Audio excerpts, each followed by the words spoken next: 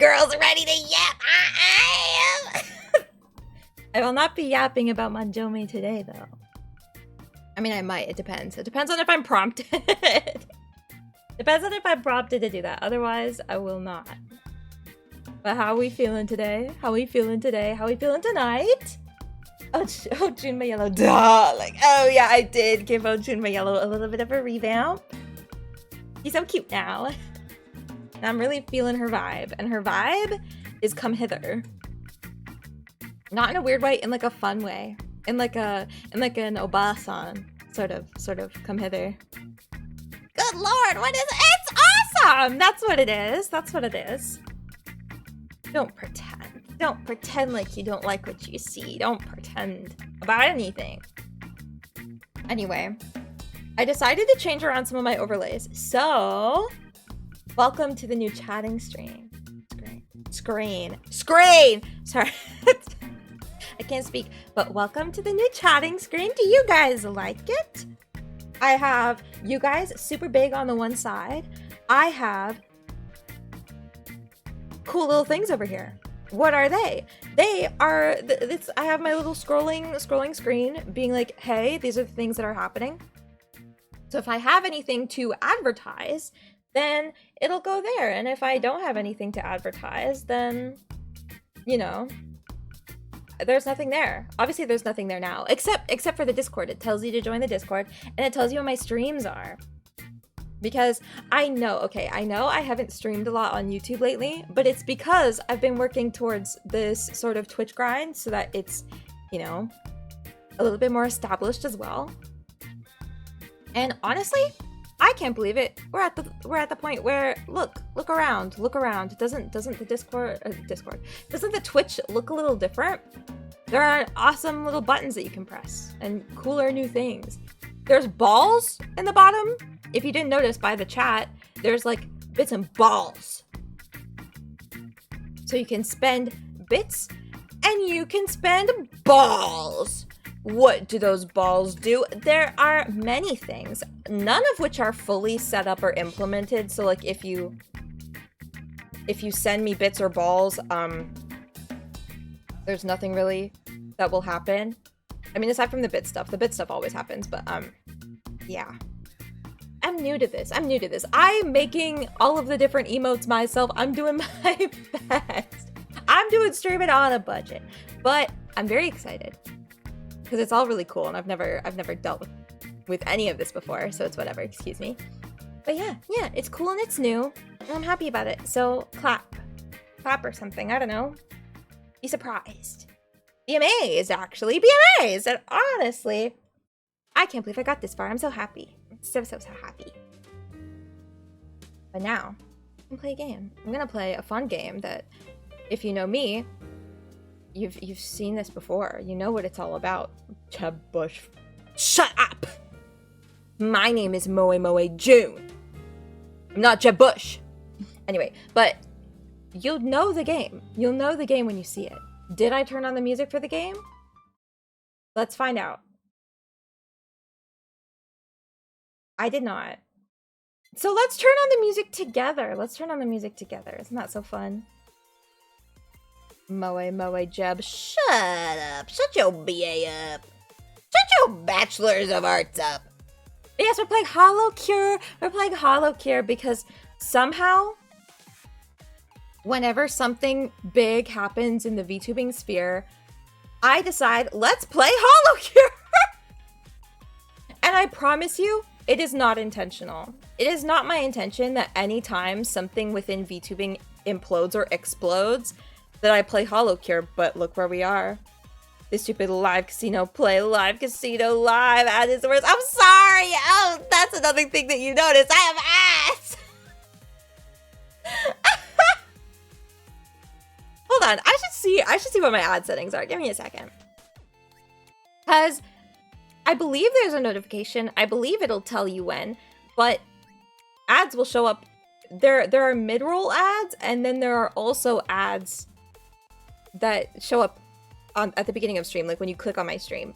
So I apologize But also, I feel like at this point it's a necessary evil. This would happen on YouTube as well. If I had my 500 subs in a dream, it would also happen. I'm so sorry. Also, I already forgot you were streaming on Twitch and on YouTube. Bro doesn't know anything about me. Wait, you're telling me live casino? He's live? Yes. But yeah, I have ads now. I'm sorry. I'm a sellout now. Gotta respect the grind, my guys. But yes, I want to place Kiryu Coco almost fully deadass called her case on my full chest. But yes, I will also move it around. I'll move it around so I can see better. So I want to see the chat.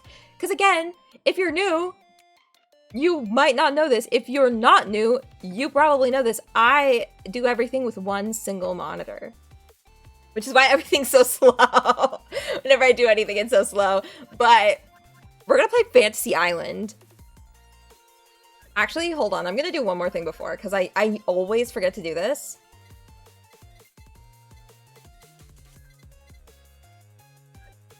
How do I? Wait, do I just have to refund everything and then buy everything all back to be able to do that? That's... I don't want to do that. We're playing with double... Is it double or is it just 2? Plus 2. Plus 2 enemies in every map. But we're gonna play Fantasy Island with Kiryu Coco. Yeah, I'm just jumping right into it. I don't have, like, a good idea of what a build would be for her. Because, to be honest, even though she is Kami Oshi status, I don't have a pre-established, like, oh, this build would be perfect. But yes, this stage has wherever you're at, there are going to be different hazards related to that in terms of your position on the map.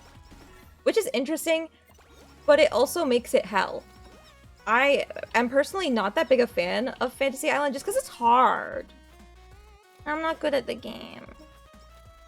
Ignore the amount of times that I've played this game and the amount of hours that I have on this game on Steam and the amount of characters that I have Kami Oshi'd. Ignore that. I'm bad at the game. But I want to get XP up, which would require me with the nerd glasses. I just like this game. But in case you guys don't know what's going on in the VTubing sphere right now, I will give you a little taste from what I remember, but I would encourage going to all of the talents themselves because they've told their stories. They're talking about it. I wouldn't trust a 24-year-old VTuber who is like a virtual nobody with this information, but essentially what is going on in the VTubing sphere, especially the English VTubing sphere, is that there is a company, there is a VTuber corporation that specializes in English talents, but also has a Japanese branch named VShojo, and they've gotten themselves into some hot water. Let's just say that. Essentially, what they have done is they have not paid their talents for their work. And they owe talents upwards of hundreds of thousands of dollars. And one such talent that brought everything out in the open is Iron Mouse. Classy maiden Iron Mouse. Oh, Dodo, you don't know this?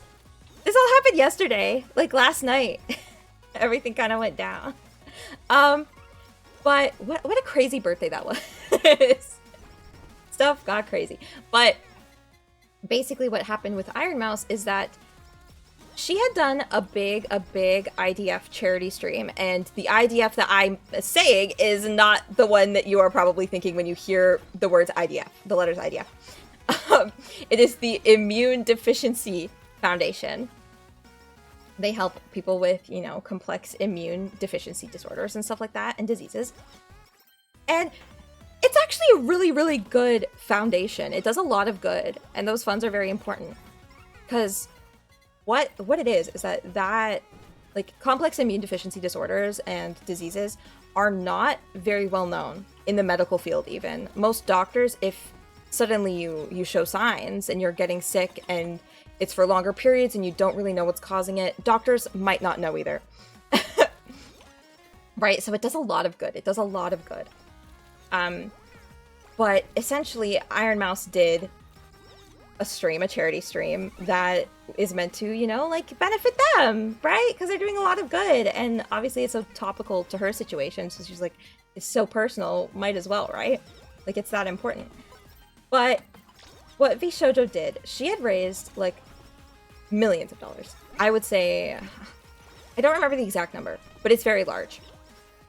And what vShojo ended up doing was they pocketed $500,000 of dollars of that charitable donation.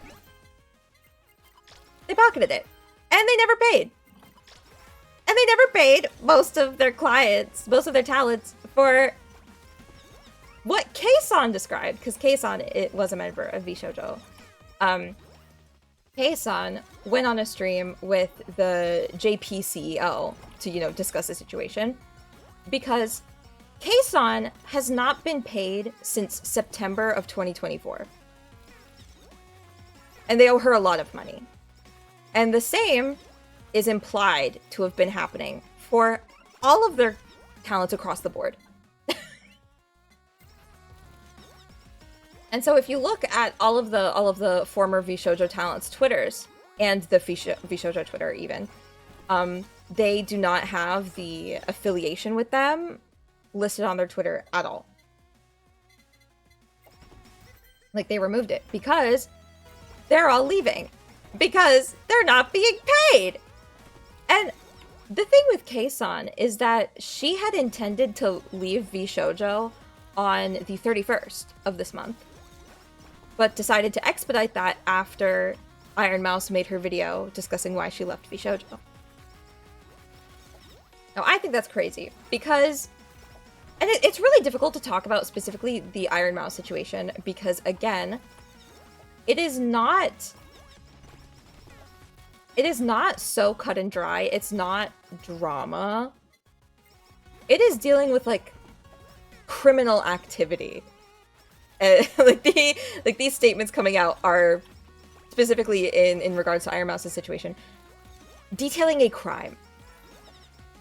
So obviously this section is more legal than anything else that I think I've talked about, that I've mentioned in terms of VTuber quote-unquote drama. But yeah, so suddenly I got the vibe to play this game. And it was not intentional. It was not intentional. It's a pattern. Wow, that vShojo pulled a completionist. Yeah! The completionist stuff is something that I find really difficult to talk about either, which is why I'm saying go to the sources. Go to Iron Mouse's video, go to Kei-san's stream, go to, like, anyone from vShojo's stuff, because if they're talking about it, they're providing their experiences, their testimonies, that kind of thing. So obviously you're gonna get better information than from me. But it is pretty wild that this is happening, considering how vShojo had probably the best reputation. You know? moemoeJun, your 4,037th most trusted news source online. That's not even true. I'm like, you're untrustworthy.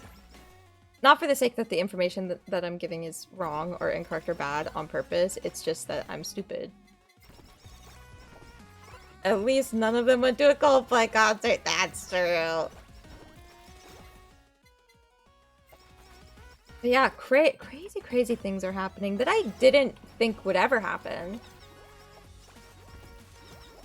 You know, like, I always thought, well, to be fair, I always, like, whenever I think about vShojo anyway, I just think about Iron Mouse, which, I can't imagine being Iron Mouse, especially now. Because I feel like the pressure's on, you know? Like, that's an insane amount of stress to be under. I cannot imagine. I do not envy her in this case, but I do want her to, you know, be comfortable, to be not stressed.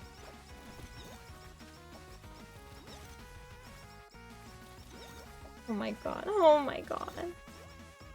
Stop this. Damn it. I forgot about that.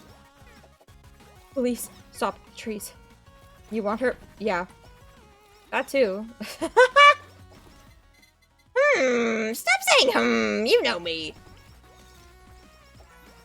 But yeah, I feel like a lot of people tend to think about this situation and like, I don't know, they take it as a reason to complain about other corpos, you know?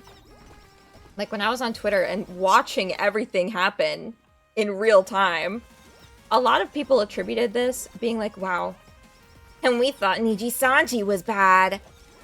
That's a bit much. That's a bit much to say.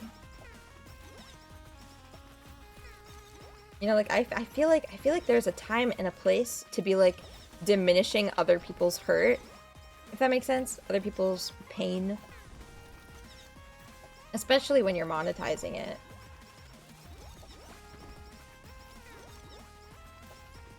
But I don't know, that was crazy.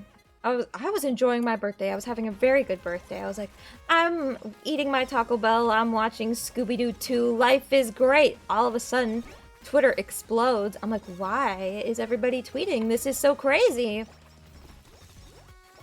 And then I learned.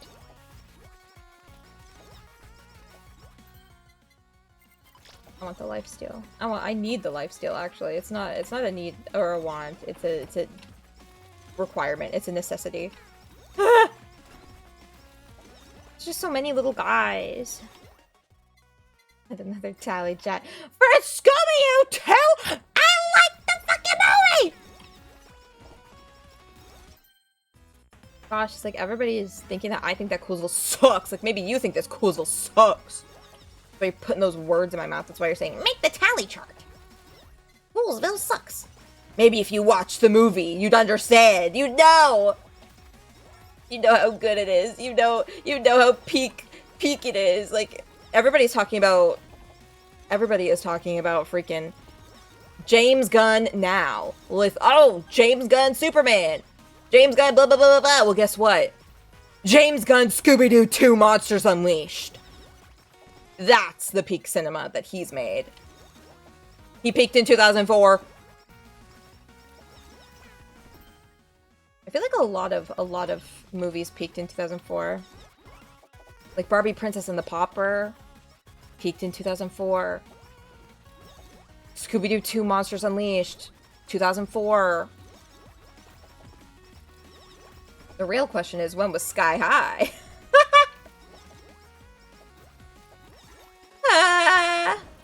I'm gonna do it. I'm gonna become dragon.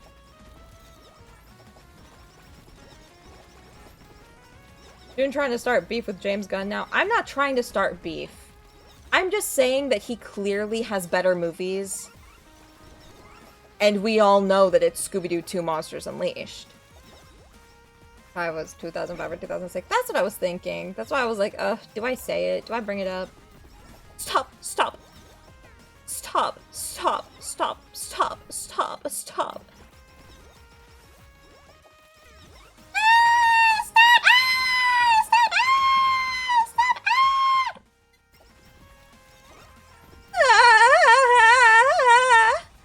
I'm okay. I'm okay now. It's just the little guys. I got scared for a second. I'm sorry. I'm sorry. I'll be quieter. I'll be more polite. Something you'd never hear me say. Something you'd never ever hear me say. Oh, I'm sorry. I was being too loud. Let me tone myself down.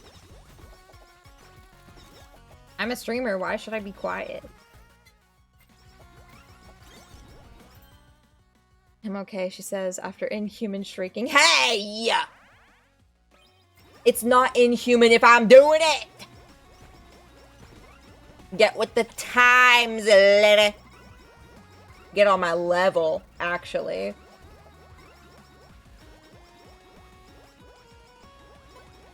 Oh yeah, tomorrow night. Same time, I believe. Unless he wants to do it earlier.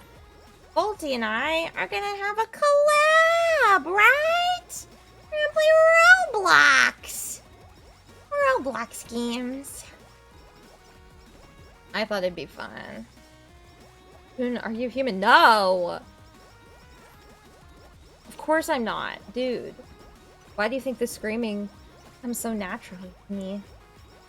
But you go after, baby. I thought mods would get emotes free. Dude, there's like, there aren't any emotes. There aren't any emotes. I'm sorry, bro. I'm sorry. Oh no, I don't want that. I don't want the me comment. Actually, I can do the me comment. I think it'll be fine. Old streams with older. Bruh! I'm not even 25 yet! Don't even call me old! You know what? You are an infant! Infantile. Infantile, no brain.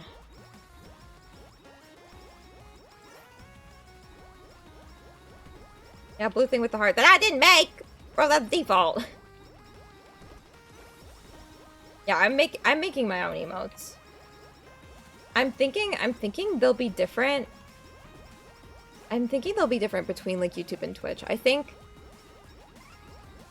with YouTube they'll be more like focused on jokes that I've made on YouTube that are like kind of older, more pre-established. And then with Twitch, I'll make them based on new jokes or like, I don't know, basic things that everybody has. You know, like the wave and like the peeking in and like the lurking emotes and stuff like that. I'm thinking that's how it'll be. Just so that I can have something for like now. For like right now, right? Immediate use. Yeah. Yeah, that's what I'm thinking. Exciting. On God, thank you! Wow! Yeah, no, it is kind of exciting. I feel like a lot of things are happening right now that it's like, it's getting me excited, but it's also getting me a bit stressed out. Like I've been slacking on my editing. Because I need to edit like the Walking Dead stuffs before I can do season 2. But because everything's happening, then I'm like, oh, I need to have like all of my Twitch stuff set up. It's like taking a lot of my time, right? I mean, it is kind of fun in a way. It makes me excited to stream just so that I can show off the new stuff that I'm doing. 'Cause I'm kind of proud. I'm kind of happy. I'm also very excited to do something really stressful for me because on the first, we're gonna do one of my first PowerPoint extravaganza. No. I'm gonna do one of my first PowerPoint extravaganzas, and it will be... I'm trying to condense it. I'm trying to make it shorter so that people who are watching can, like, comfortably watch it and kind of understand everything. Because when you talk about your favorite character over and over, and, like, you're so familiar and so intimate with, like, everything that you're gonna talk about, it's hard to organize your thoughts, because it's like, oh my god, my baddie on God. But I'll be doing my Chaz PowerPoint. I'll be presenting my Chaz PowerPoint. I'm very excited. Because he's my babe! He's my baddie! Oh god! But yeah, I'm trying to figure out, I'm gonna present like one section of it and then be like, oh, I'm done with it. Because it's not done, it's not finished, but like any sense of the word done. But I like it. I like him. It just makes me happy. Like, I'm thinking about presenting it now. I'm waiting for many PowerPoints from you, ma'am. Yeah, exactly. Are you excited for the Sonic X and Utena comparison PowerPoint? Because I actually am. That one is crazy to think about. That one's like, there's some connections, but I don't know if other people who aren't as intimately aware of everything in both of the shows will be like, what the fuck is she going on about? That doesn't make any sense. Why the fuck would those be connected? Meanwhile, I'm out here like, I've connected the dots. Like, I know what I'm talking about, you know? That's gonna be a 2-hour essay. It's gonna be something. Imagine I do it for like the whole length of time. Imagine the whole PowerPoint, I present it in one go. That'd be interesting. Okay, something that I'm waiting for in this game is that I want the Hope Soda. I want the Hope Soda so that I can enhance my Yowie. Enhancing my BL with hope, with hopium, hope soda. But I've hit a pretty good stride actually with this build. It's actually quite nice. I wasn't expecting much, if you couldn't tell. I was very stressed because I don't play as Coco as much.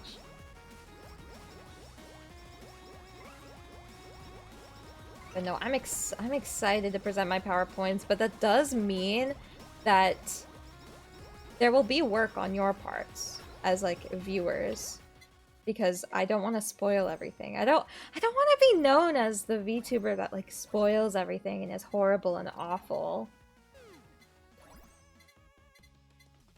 Oh, what do you mean? Oh, I already. I know you're gonna say, oh, you already are. But gosh, you're horrible. You're a ho. But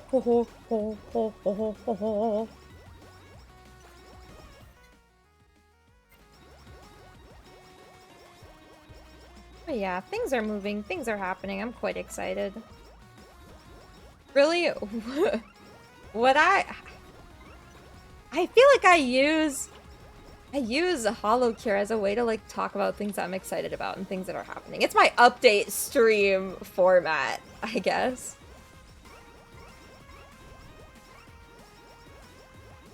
It's just a good game to kind of zone out and think to, you know? Awesome games to zone out and think to. Number 1 is HoloCure. I need hopium. I need hope soda now. Stat! And also, I've heard through the grapevine. By the grapevine, I mean she said it herself. But Juliet McGee will be streaming a bit more this month. Well, not this month, but within July and August. She'll be streaming a bit more. And I'm excited, because I want to watch her streams. Lo-fi beats to sleep study 2 vibes, but opposite in every way. In a way. No, it's every way. Any axolotls? What are they actually called? I know that a lot of people get upset because they're like, why is everybody calling axolotls axolotls? That's not what they're called. What are they called?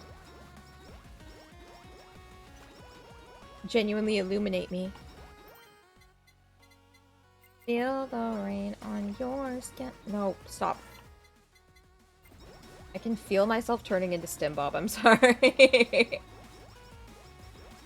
But I do. If you don't like it, if you don't like me becoming Stimbob, then I don't know why you're on my streams.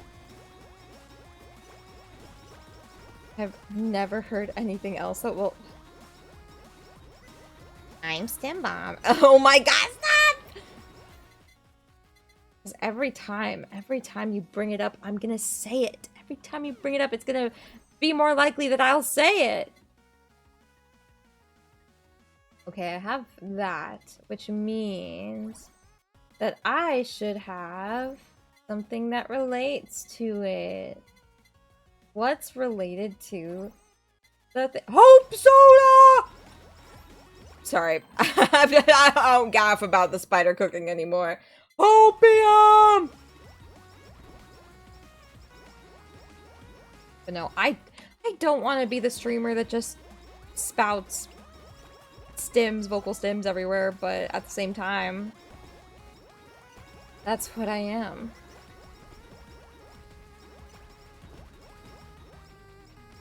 Like, what can I say? I'm Stimbob. I'm Sus Bob. I'm your mom, Bob.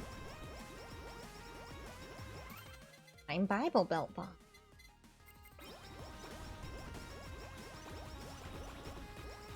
Just use those. I think we've got a good thing going. Be who you are.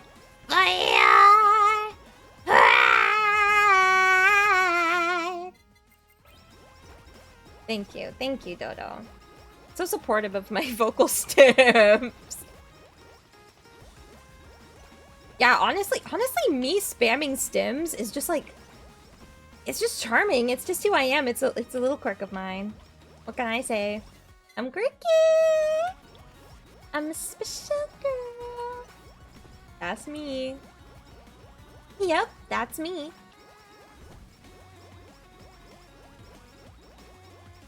Dude, I've really caught a rhythm. I really got a rhythm.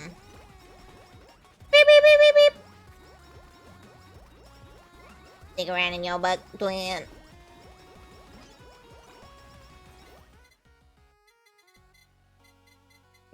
What? Next, you're gonna start typing with quirk codes. No! Oh my goodness. Dota, Volty, and I were playing Roblox before this. Which, before you say, ew, you were playing Roblox, shut the fuck up. But we were playing Roblox before this. And there was this one guy, we were playing Death Penalty. And there was this one guy that just kept typing and like typing quirk shit. And it was so annoying and so embarrassing to watch. The expose. Stop. Y'all are so annoying. Y'all hate being who you are for your pride. Yeah, this dude kept talking with like the most insane typing quirk, and it was so nasty. It was so nasty. I was like, what the hell is this guy doing? And then we were thinking like, this dude's so stupid. Why isn't he talking normal? And then guess what? He started typing normally. He started typing normally, and we're like, that's so, I can't believe he's typing normal. And he's like, bro, it's because none of you guys are understanding me. And it's like, maybe don't talk like that. Maybe don't type like that if no one's gonna understand you. If the point of communication is for other people to understand what you're communicating, then why wouldn't you communicate as efficiently as possible? Are you stupid?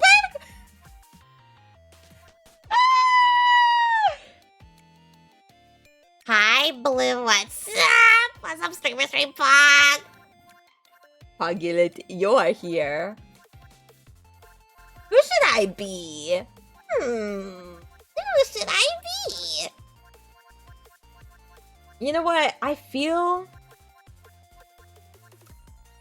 like I want to play a character that I've already done really well with.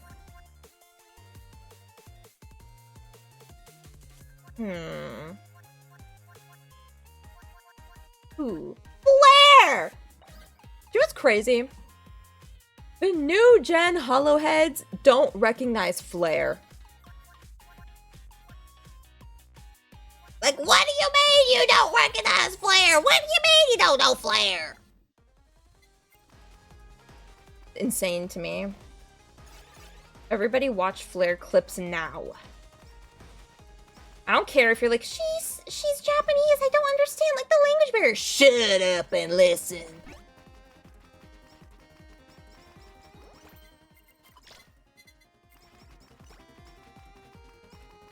Give her the time of day, she funny.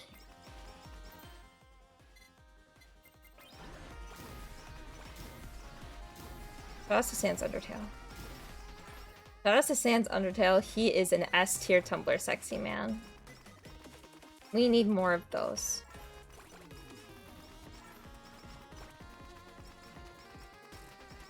Oh my god. I'm Stimbop. Volty, why are you doing this? I didn't need the example. I look over and I feel like I get flashbacks like I was in a war. It did feel like I was in a war though. I did get attached to him and then he started dragging me all over the place. See, and this is why tomorrow we're playing fucking Roblox tomorrow.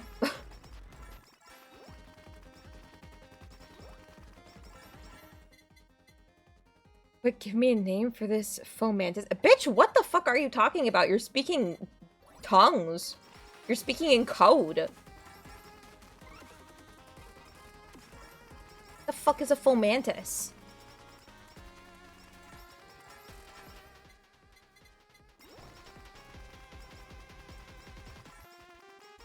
Y'all should be FNAF Doom. No. We're gonna play what is it? Dead Rails. We're gonna play that.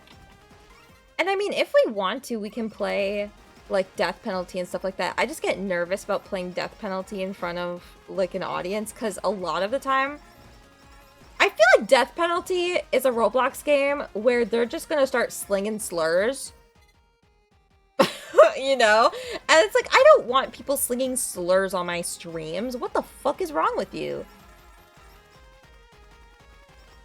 I want to do a more full collab, maybe around Halloween time, where it's like, you know, Cools and Volty and I playing Doors. I would like to play Doors. And maybe if Dodo wants to go on, he can as well. But I want to play Doors. I want to be able to try to beat it.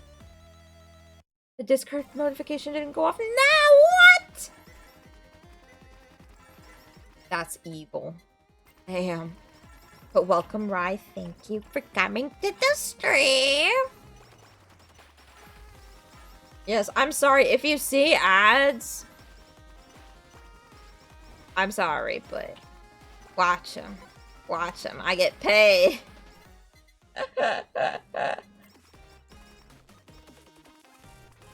Yes, it's a very weird thing to like go on stream and like announce and stuff like that. The Discord server never notifies when you go live, only when the VOD is uploaded. Really? What about on Twitch? Because whenever I stream on Twitch, I have it set so that it notifies that I'm on Twitch. Sorry, I'm famous now. I'm moemoeJun 2025. Stop! I'm not famous. I'm not famous or anything. I'm just little old me. The me that you've always known for being quirky and crazy.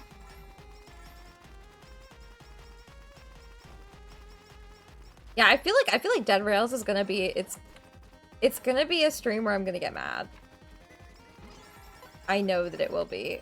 You know, it'll be a stream where I'll get mad. I'll be like, shut the fuck up! And look, I'll leave people to die. That's what I think will happen. Because guess what? I poached that idea. I stole that stream idea. From who? From fucking Sinjin. I am a Sinjin Drowning fan, as sad as it is to say I'm a fan of something. I'm a fan of Sinjin Drowning!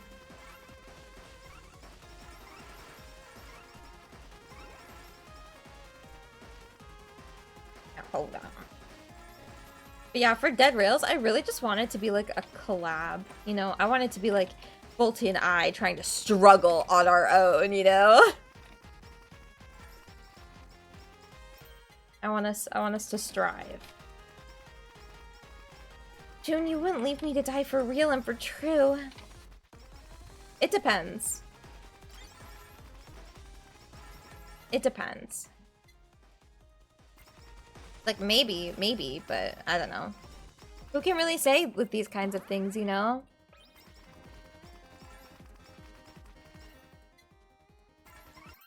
Bro's gonna be like, No, that's cold. Oh, okay. oh, see, look. It depends. Oh, okay, yeah. It does depend. Do you guys save me when I'm in peril in Fortnite? No.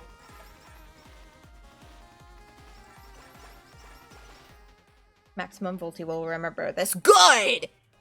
Then maybe you'll do something when I'm dying in Fortnite. Huh. When I'm screaming and pleading for help. We try. Really? Because it doesn't feel like you're trying. Everyone's so mean to me. Nobody likes me. You don't like to save us at all. I try. When I do save you guys, guess what happens? You're either ungrateful, you run away, so I jump into the fray, and then I get murdered. It's horrible. It's horrible. And I don't even know why I'm still friends with you guys. I'm kidding. Oh, she saves me. That's true. Maybe it's because I feel like you're like a baby. You know? Fortnite therapy stream. We need to go on like a Fortnite trios therapy. Like, well, what can we say? We all have different play styles, and we all get mad when neither of us does it. Fucking does anything. I'm the bait of the group. You say that you're the bait! Meanwhile, I'm the real bait. Because I'm so beautiful.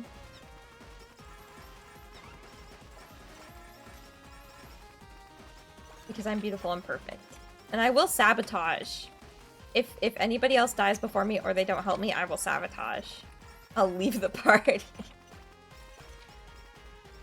We gotta recreate the iconic Fortnite. Is it overrated? Yes! Oh my god! I forgot that, like, the kids sitting around talking was from that video. I just see it as a meme being reused so many different times that I never remember the original source, but oh my god, it is Fortnite. Is it overrated? Fortnite shut the fuck up, okay? Shut up. I like something, you go zzz. Oh, shut up. Shut up right now.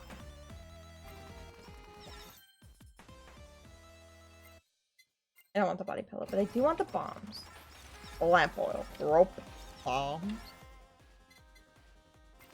I want the glasses too. I want to level up faster.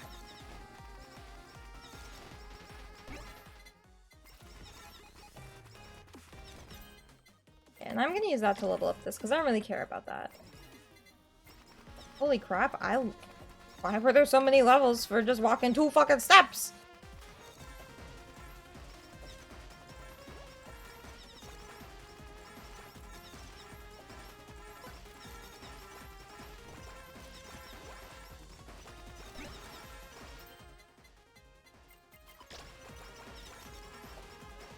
Okay.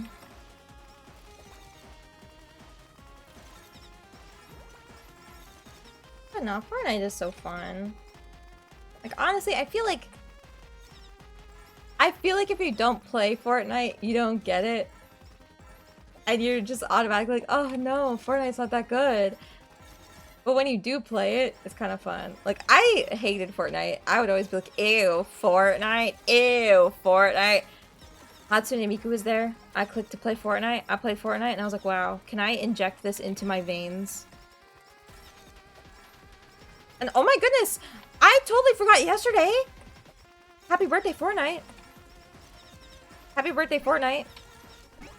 The original copies, the original, like, pre-order copies of Fortnite for what is it? For physical, were released. They were shipped out and delivered on my birthday in 2017. Happy birthday, Fortnite! Happy birthday, console Fortnite. You paved the way for me to be financially irresponsible.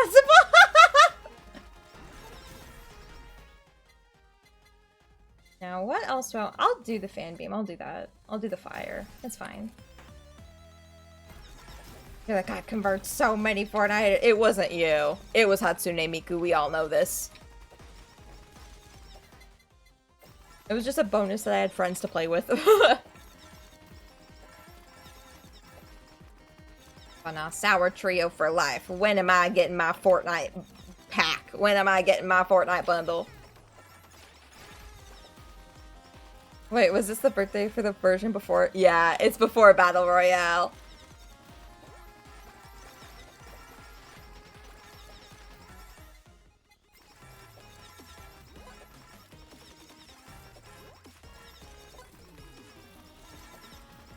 I guess that's true. I guess you did by extension. But the thing is that I don't know. I don't like playing games alone most of the time. As, like, growing up, I always had solo games. Solo games were my thing, and then whenever people would come over, I'm like, I have no games to play. Meanwhile, now, I play games exclusively with my friends. Other than that, I don't do anything. I, like, stare at the wall. I take naps during the day. I set up my VTuber stuff. I've become very boring, I think, now that I'm a VTuber.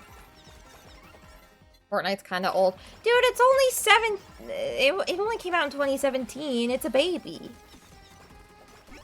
Fall asleep watching stream. Like, yeah, I do fall asleep watching. But it's so comfortable. So Junior's nocturnal. That's also not true. I just sleep a lot. I'm a sleepy girl.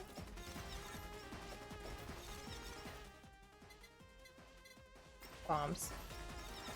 I played Overwatch once, but that was a mistake. And now Fortnite stole and created their own versions of Hope and Jonesy. Like, come on. Wait, what the fuck does it want me to deal with? Oh, those are available, but not able to do. 2017 was 8 years ago. Then Fortnite's 8! That's how old I was when I can remember my childhood. That's how far back it goes. It goes back to 8. Other than that, I don't remember shit. And even then, no.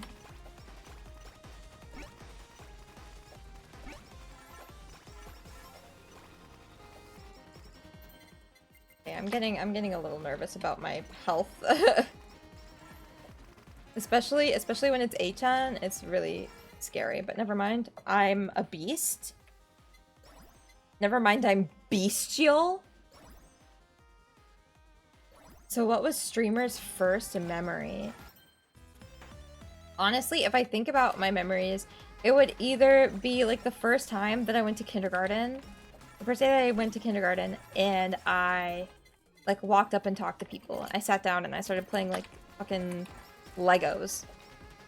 But I don't remember anything else. So probably the earliest like consistent memory that I have would be when my first grade teacher gave me a copy of like a Calvin and Hobbes anthology. Because dare I say, the impact. The impact that Calvin and Hobbes had on me is obscene and a little bit scary. She was like, I don't know, I think she can read it. I think she'd like this kind of thing. Meanwhile, holy fuck, do I?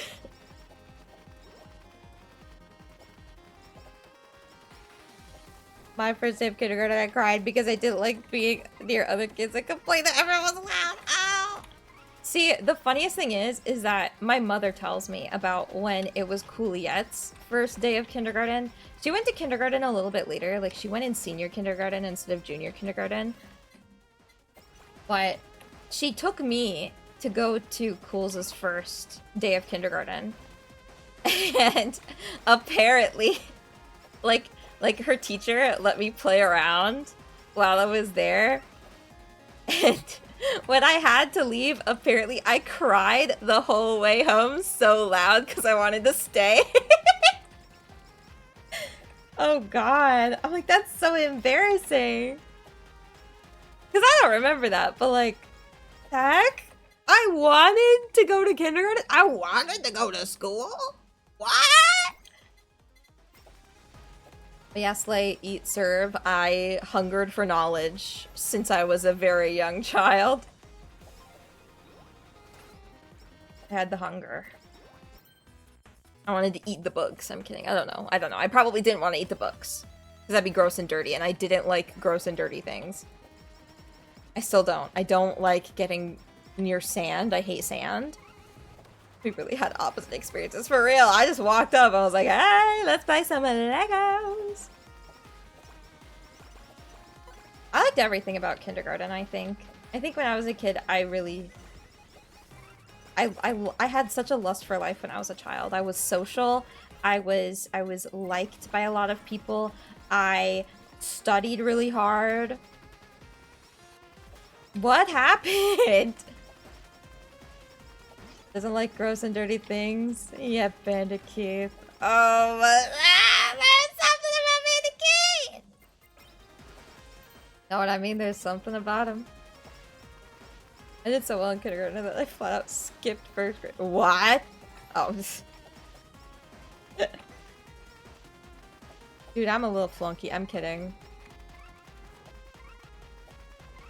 I am literally a graduate from a top-ranked university. I shouldn't be talking about, oh, I'm a flunky. What do you mean? You're an overachiever.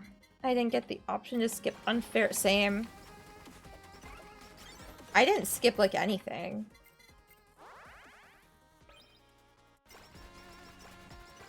I didn't see that Mickey Mouse Clubhouse is back, dude. I remember when I was sick. And okay. There's like a lot of layers to unpack here before I outright say that I was watching Mickey Mouse Clubhouse when I was too old to be watching Mickey Mouse Clubhouse.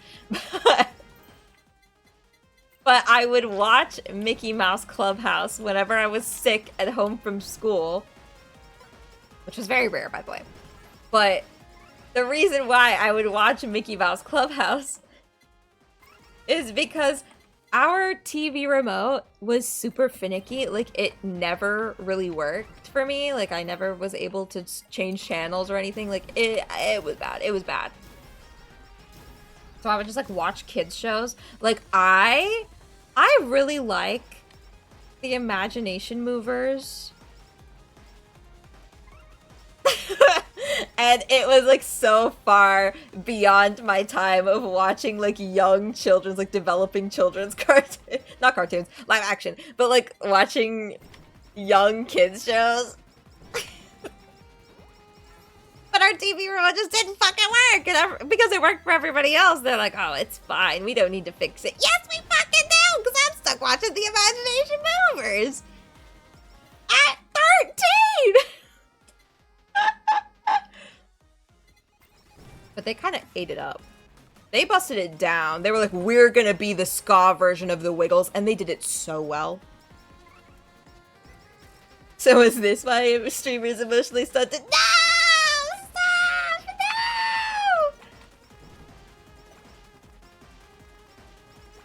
No! No, that's not true. I don't know why you would say that. Why would you insinuate that?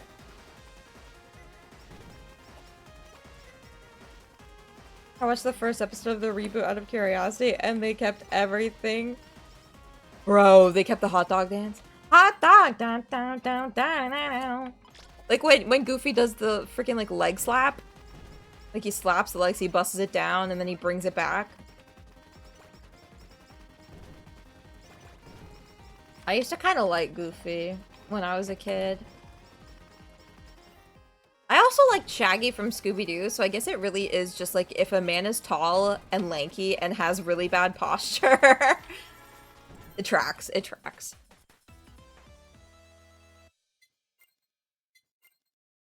I do not want to hear the Mickey Mouse Clubhouse as a show ever again. Why? Why are you a hater, Rye? Why do you hate the Mickey Mouse Clubhouse? Do you not like the "It's a mystery mouse tool. It's a surprise tool that we'll use later. Please get away from me! Alyssa!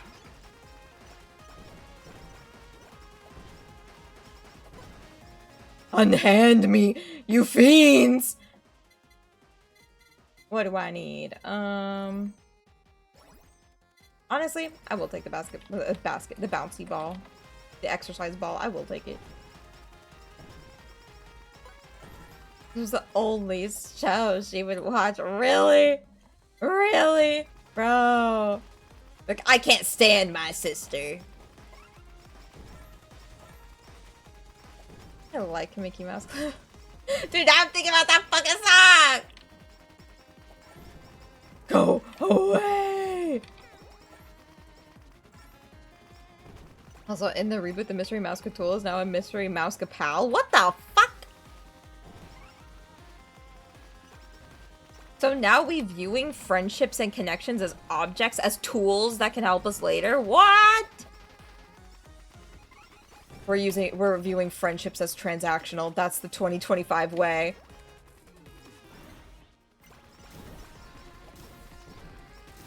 There's so many things on the screen. The lag. I need health. I need health. I need health. I need health. Health! Heal! Health! Heal! Heal! Heal! Heal! Heal! Heal! Level me up and give me like a burger. Burger. Transactional friendships. Hot dog!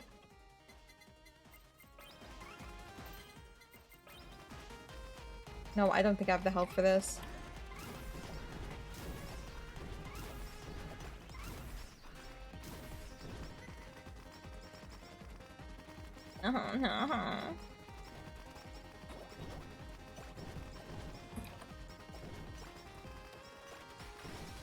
Get away! Get away! Get away! Get away! Get away! Go away! Hold on. I am gonna do something a little bit risky. Please. Yeah, I can get help now. I want to get away. I want to fly away. Yeah, yeah, yeah.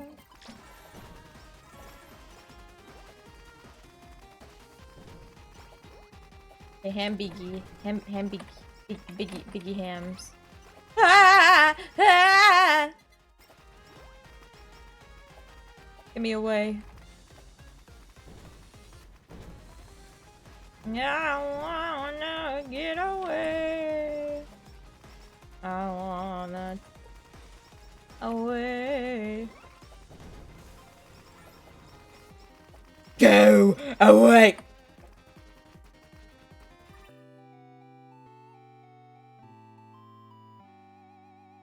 I was at 18 minutes. What's the time? Why?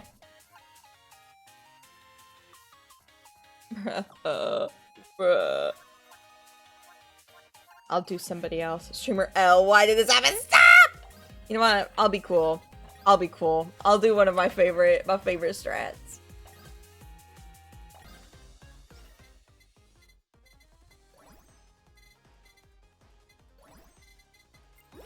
I want the limiter. I'm gonna prioritize the limiter. Who can I blame for this? Blame me! I suck!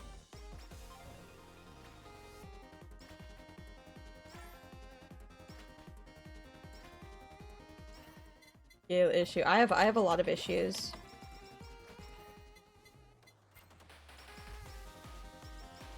My build for this character, for Watame, is healing. So it would be really great if I could get some healing. I do love the song though. I'm a big fan of Stardust songs, so the fact that they remade it for HoloCure is so awesome. Does Mori have a scythe in this game? Dude, she never leaves home without it. Of course she's gonna have her scythe. Of course Callie's gonna have it.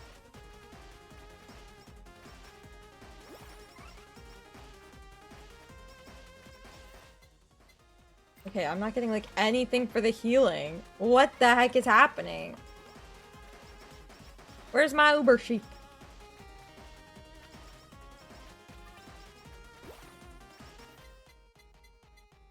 I'm gonna get the study glasses because it'll help me level up faster. Because I want to level up so that I can get my Uber sheep.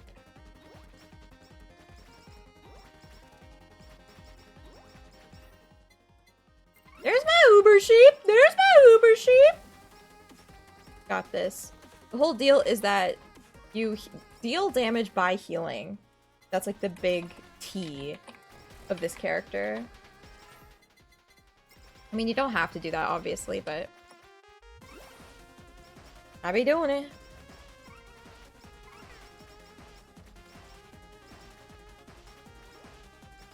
Nice. Nice. Gosh, I'm good at this game. But yeah, sometimes I forget that I have the +2 multiplier, +2 mult. Doesn't make any sense. But I have a handicap in place where it spawns more enemies per level. So it's way easier to get swarmed, which is not fun for me. Especially when I want to live!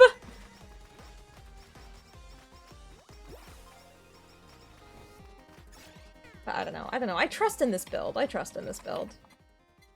To get me through, I think.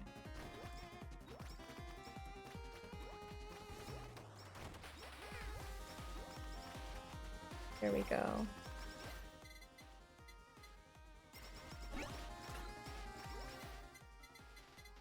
Okay, I'm gonna use the beetle because it does multiply damage dealt by special skills. So like, whenever I heal, and it kills people. Which is very nice.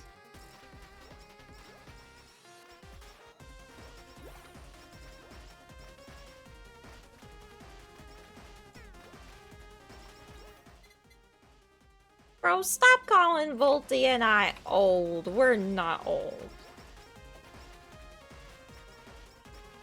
We're youthful. Actually, we're ageless, if you think about it.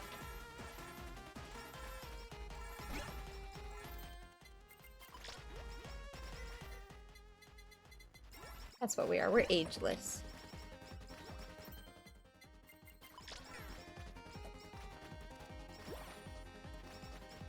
Okie dokie. One thing that I want to do is I want to be able to spread my healing and make my healing constant, right? So I have the Nurse's Horn, which has like a lifesteal effect, so I gain health when people die,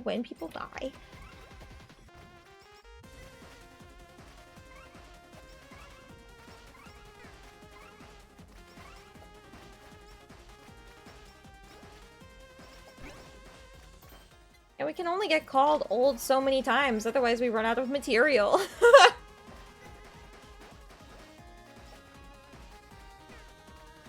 We have to run out of ways to be funny because it gets thrown around so often. Time it!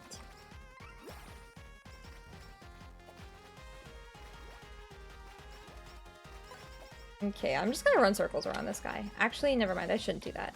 I shouldn't do that because the other enemies are gonna get closer and it's gonna be bad. Whoa, I didn't notice there were that many behind that locker. No, the bomb. The bomb. The bomb men, bomb cats. How long is it gonna take for this little bro to die? It did not take that long.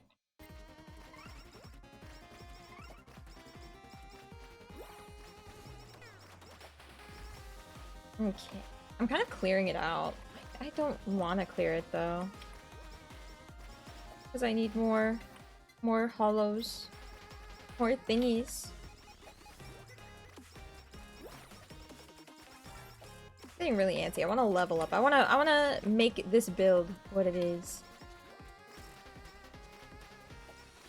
Bro, I'm playing Watame. I feel like I'm playing mostly JP talents.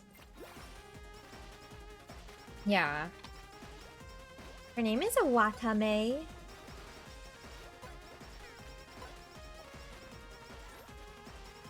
Yeah, I don't know. I feel like with a lot of the EN characters, I don't really like their playstyles. I love Fauna's actually. Fauna's is good.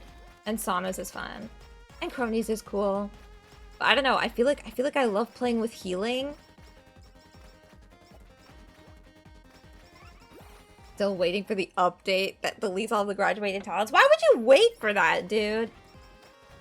We lose like half the roster after this year.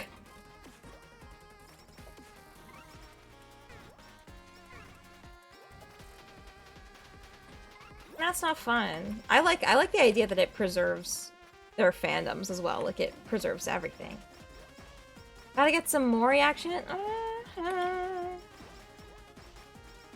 I really don't like Mori's playstyle. In fact, if I'm being fully honest, I'm not that big of a Callie fan. In general. It's just, I don't know. Her content isn't made for me, you know?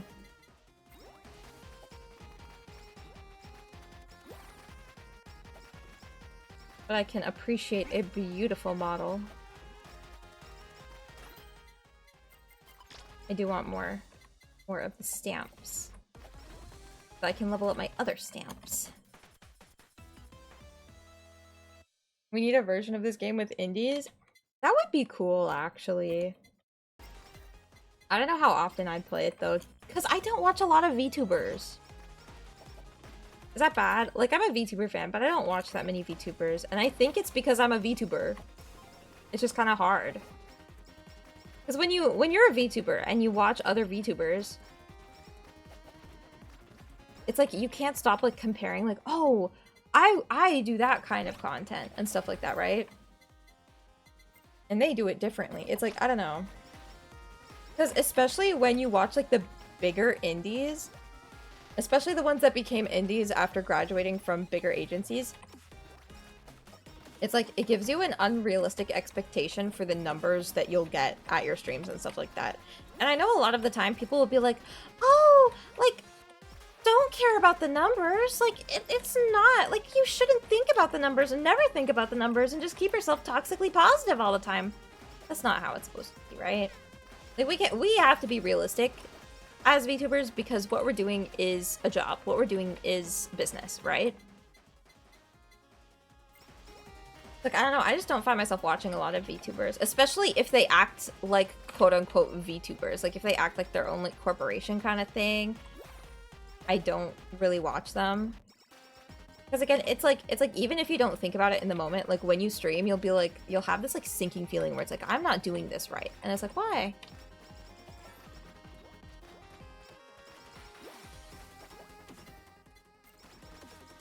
But yeah, I watch Chibi religiously. Me saying like, oh, I don't watch that many VTubers, like, whatever, fuck it, like, I don't watch VTubers, it's whatever. I watch Chibi like it's nothing. I watch Chibi probably the same amount as I watch Germa. Germa telling us that this is only professional relationship with Chad and we're not. No shit!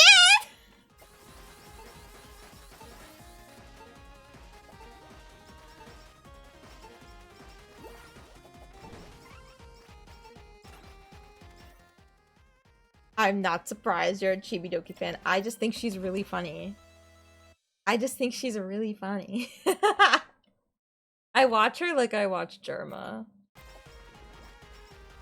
Like, it's like eating a really good bag of chips. It's like, I'm not gonna stop eating that bag of chips because it's good bag of chips.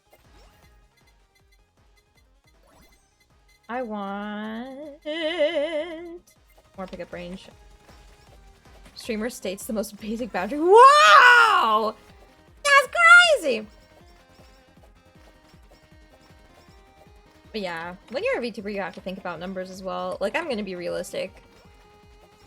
And say, like, a lot of the time, I am thinking about the numbers. I'm thinking about how to engage. But at the same time, I'm trying to engage without being so accessible. You know what I mean? That's one thing that I really struggle with, especially with, like, thinking, like, I'm gonna be a VTuber. I have to do everything that a VTuber does, like a normal VTuber does.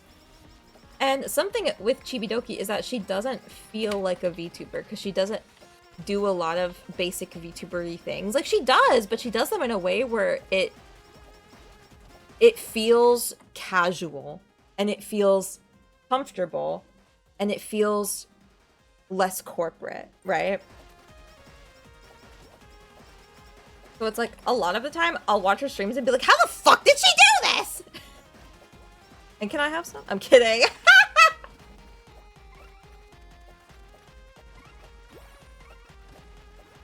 The source of Chibi is I watched her shorts that was, oh, the fucking Doki Doki stream.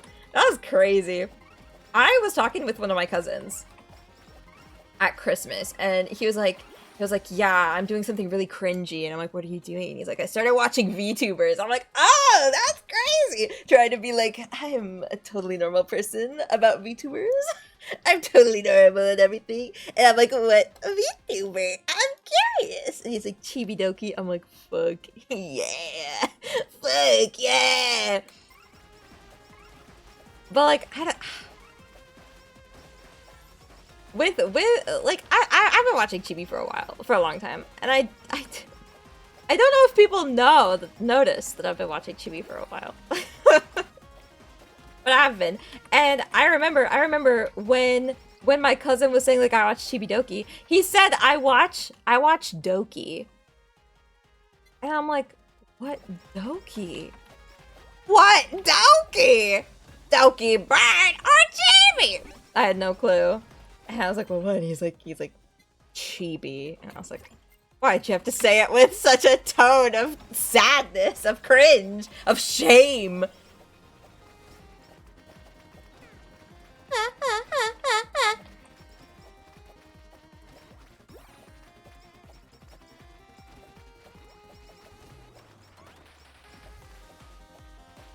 I'm also still pissed about Cinder. I can imagine if or when she comes back, she won't ever get back to the popularity. Well, the thing is, I'm anticipating that she will be as popular if she rebrands. And I know that's kind of sad to say, but it happens with a lot of the worst people.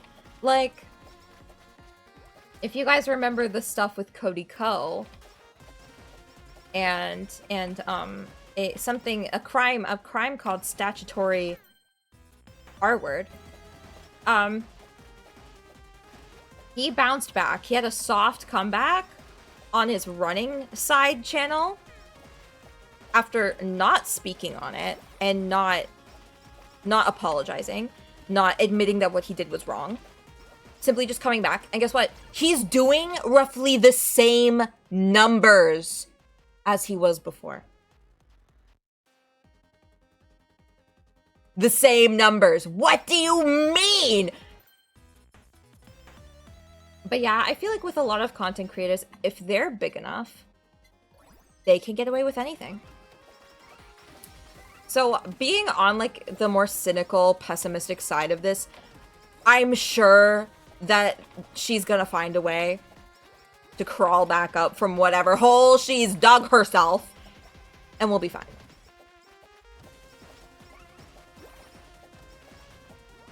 Mm-hmm.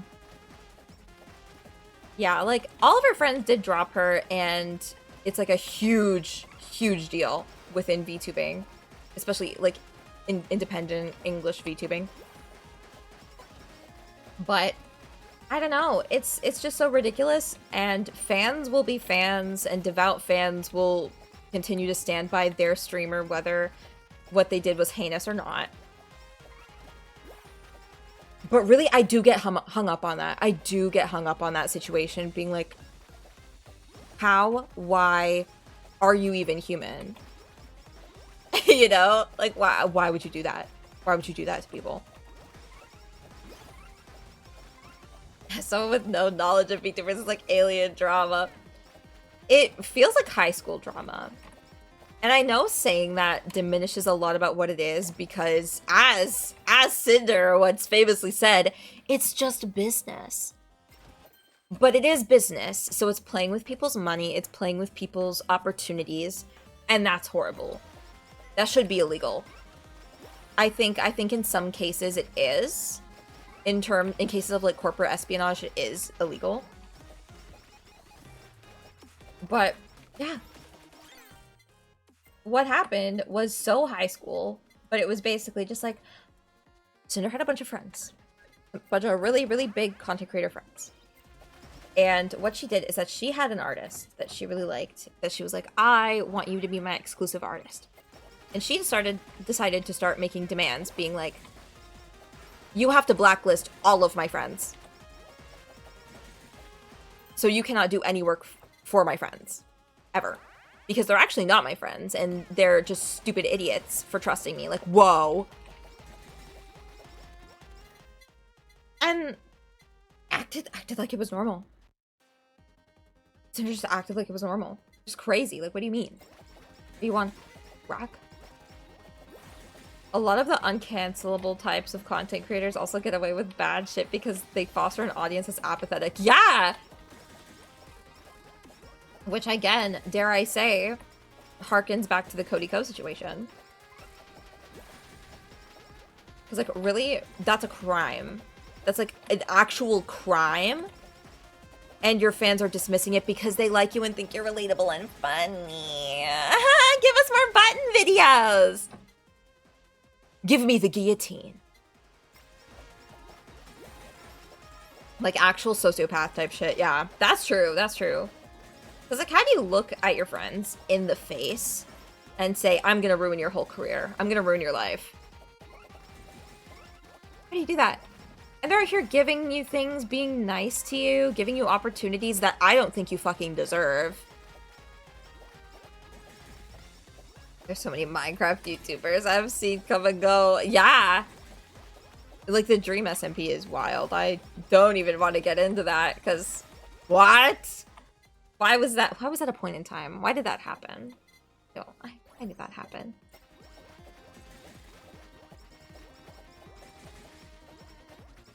Oh god, now it's gonna start getting bad.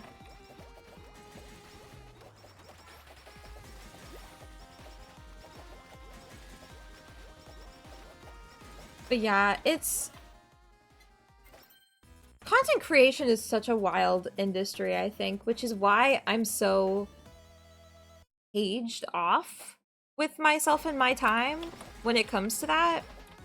Like, I don't know if I've spoken very publicly about this, but everything that I do on my channel, like all of my assets, all of my artwork, all of my models, etc., like if they're not done in MMD, then I made them. I made them solely, right? And I do that because I'm scared of talking to people. And it's like I'm so opposed to communicating with people in the industry and outside of the industry that are like artists and stuff. Not because I don't like artists, because I do. It's scary. But like I'm so terrified of things, and it gets justified by situations like the Cinder situation where it's like, oh, maybe I shouldn't talk to people, because what if they're just using me for clout? Or what if they're just stepping on me to get ahead, right? Because I draw a lot of things for my friends. Like, for Cooliette, I made her new outfit. I made her current stream overlays and scenes and stuff like that. All for free. And it's like, I wouldn't do that if she wasn't my sister and I didn't like her. But I get worried that it's like, what if I talk to people in the space and then they come to know that I do things like this for other people, and then, oh no, they're gonna throw me under the bus. They're gonna destroy my career from behind the scenes, like crazy corporate espionage type shit, and I can't do anything about it. It's like I'm very proud, and I want to do this myself, and I want to do it right, because nobody else will do it right because they're not going to do it like I would. Right? The drawback to the industry where anyone can grow a platform is that bad actors can abuse their platform. Yeah, it's I love VTubing, and I've been familiar with like the VTubing scene for a while and whatnot, but when you're so familiar, it gets so much more scary to try and like be a part of it, because so many things could go wrong, and if you've been through enough of it, if you've witnessed enough stuff, then you'll get really scared that it'll happen to you. Like, oh no, what if that happens to me?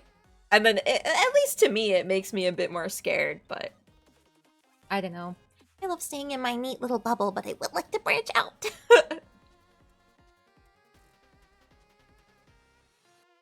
But yeah, a lot of the pressure from VTubing, especially when you're an indie and you don't know anybody, comes with, well, how do I get bigger? How do I grow if I don't have a friend that can get me in? It's a lot like having an actual job. It's a lot like actually, you know, going into the job market. It's just stressful. It's not that stressful. I'm fine. VTuber therapy stream. Oh god, that is what it's turned into now. Because the thing is, I feel like when I think about VTubing and I think about the way that I do it, it feels so lonely and sad. Like, oh no. But I love collabs. I love hanging out with people. I just don't get to show it all that often. But branching out's hard, because it's like, what if you DM somebody and then it's like, oh, I actually hate your content. I actually hate you. You're too small. I don't want to collab with you. You're too small. Like, oh good heavens. Oh great balls. Oh great lamp oil. Bro. Balls. Yeah. But it's very much a me getting in the way of my own success. A little self-sabotaging VTuber.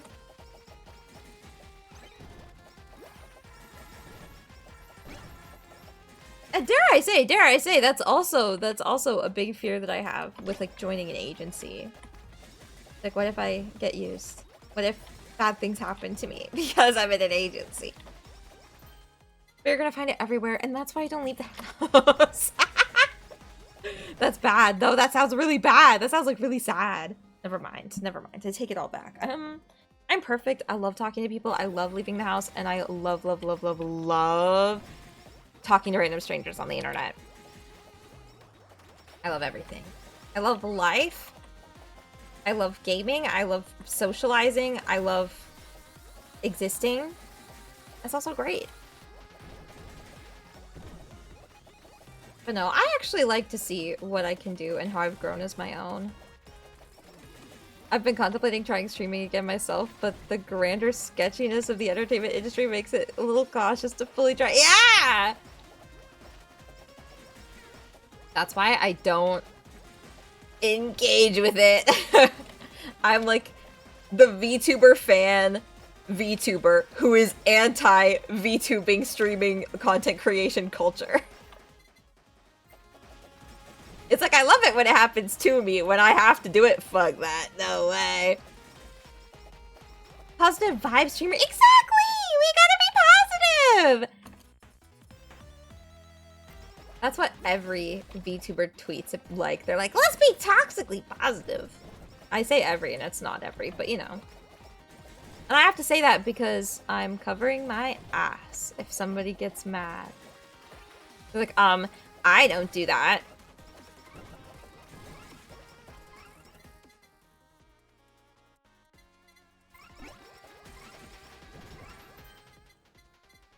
See, I treat this as a challenge. This might have been the most serious June stream. Really? I don't know. I feel like it's not necessarily serious as it is. Like, this is like a deep convo. This is the deep convo stream. This is why we're playing HoloCure, because I can talk like this. I can like half think about what I'm talking about and half think about what I'm playing.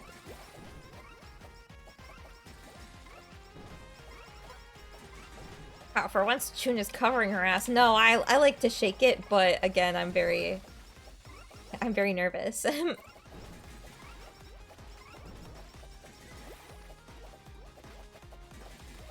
closest it's been was it the Walking Dead stuff. Yeah. Because the Walking Dead's cool. I could do a whole analysis, like a character analysis on Ben, because he's so important to me, actually. Nervously shakes ass. I'm SMA. Same thing applies to getting into voice acting. Dude, I could talk so much about going into voice acting. And by I could talk about it, I mean, I could talk about how my self-sabotage stopped that dream from happening.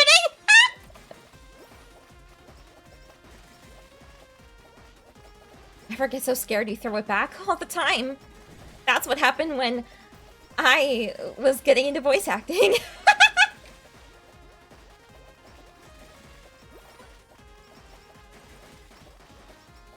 Because I don't talk about this a lot of the time because it actually makes me sad. It doesn't make me sad, but it makes me like hit myself for it.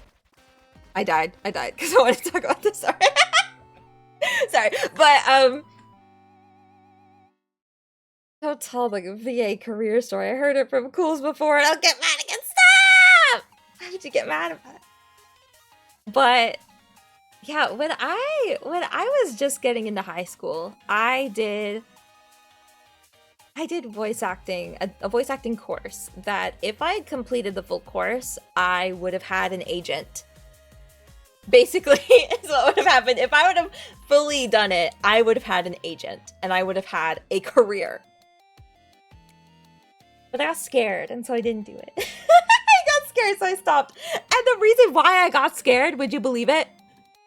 I was praised.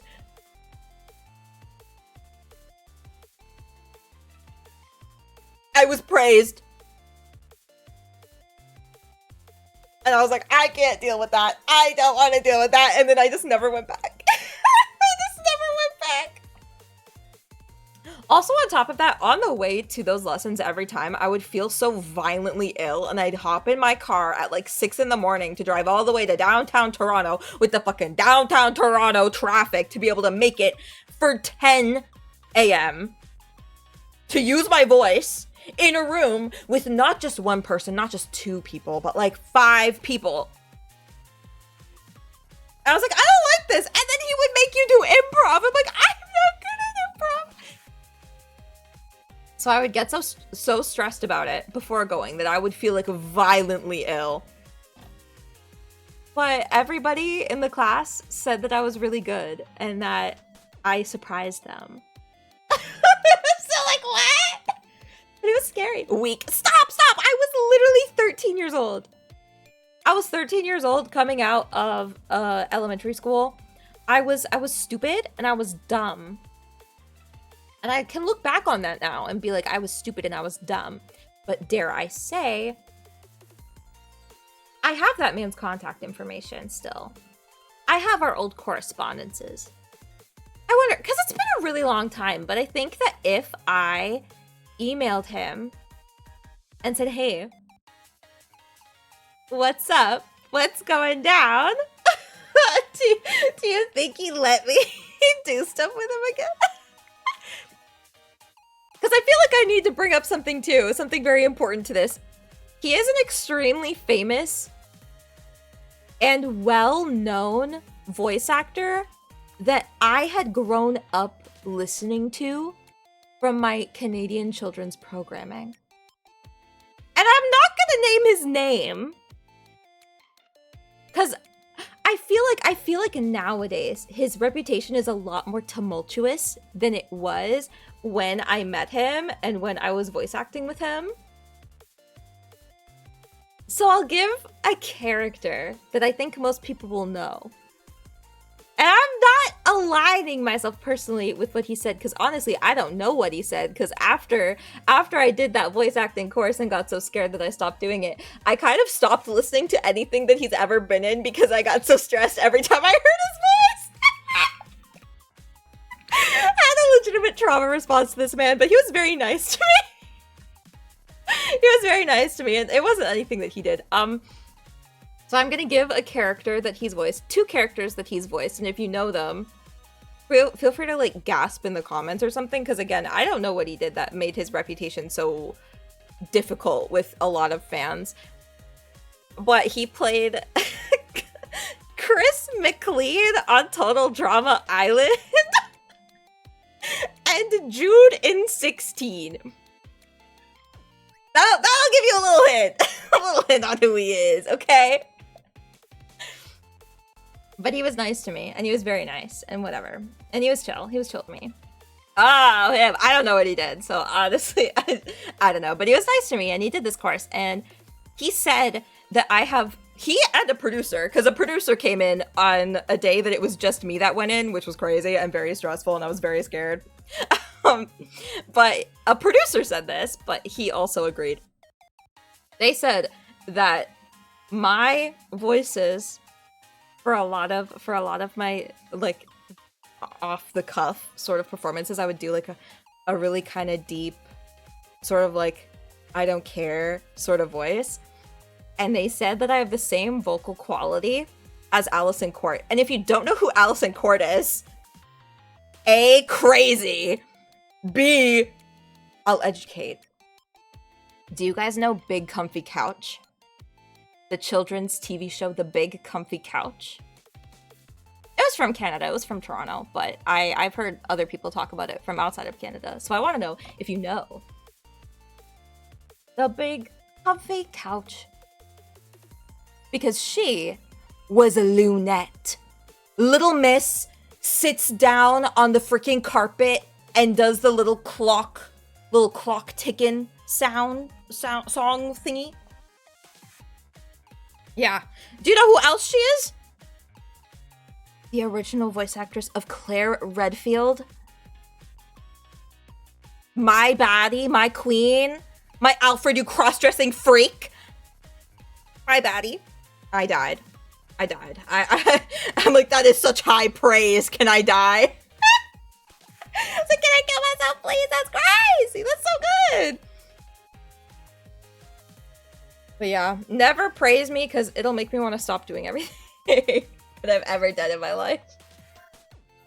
But yeah, I got so much praise and people were so nice to me that I didn't even know that I got so stressed because I was like, I need to impress them. I need to constantly impress them. My first impression was so good. But it ruined me. I could have been in things. I could have had an agent. But yeah, I don't know. So I guess it's very similar with VTubing. It's very similar to me with VTubing. Where it's like, oh, it's scary. It's scary when you get praised when people like you. Because it's like, can I delete all my social media? Can I go off the grid? That means streamer sanctioned bullying is back on the menu. Stop! No! No. No. Why? I'm just good at heart, I think. I'm just too pure of heart and too used to impressing that it causes me to fail. Because a lot like Candace Flynn, I give up. I forgot the LMAO.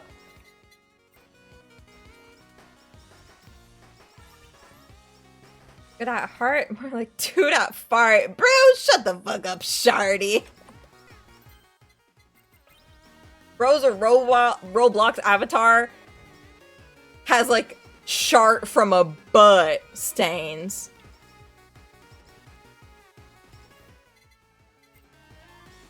Squirrels in my pants.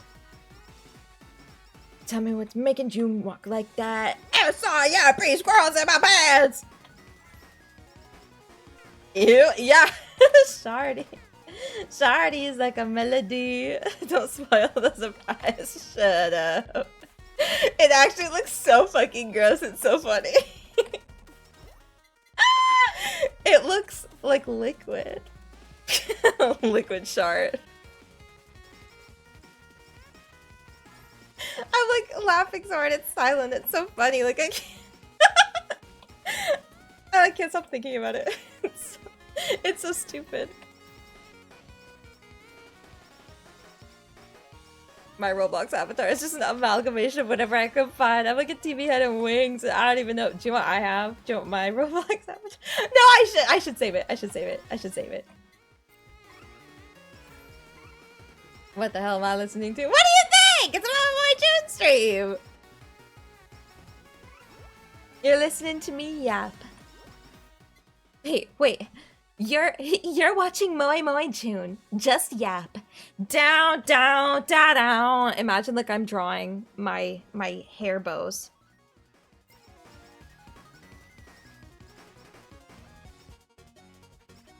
But mine's gonna be funny. You guys are gonna see my model, my Roblox avatar, and you're gonna be like, what the fuck is this? Mine is either a new Vegas powder ganger or Majima. Oh, Majima too. It's a good choice.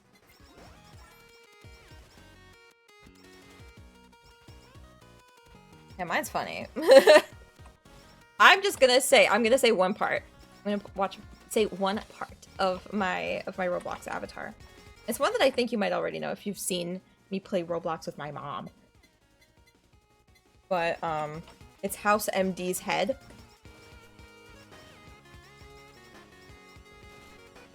And that's all I'll say, because the rest is really funny. I don't want to spoil it.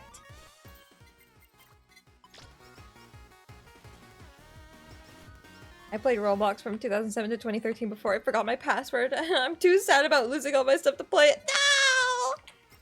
No! No! Dr. House? Yes. Yes, Hugh Lowry himself.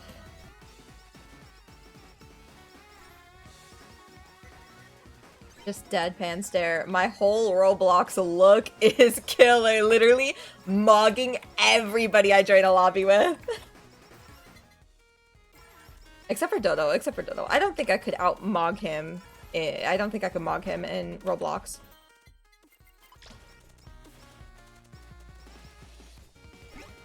I remember Meep City. See, what's really funny is that I started playing Roblox really late in my life. I think I only started playing a few years ago. Like 2 years ago, maybe? Maybe even a year ago? Before, I didn't play Roblox. I didn't even play Roblox when I was a kid, because I was a Club Penguin girl. I was on Club Penguin, Barbie.com.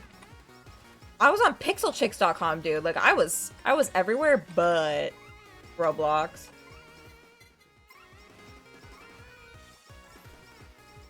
And then I hit my 20s, and I was like, what if I really like Sonic?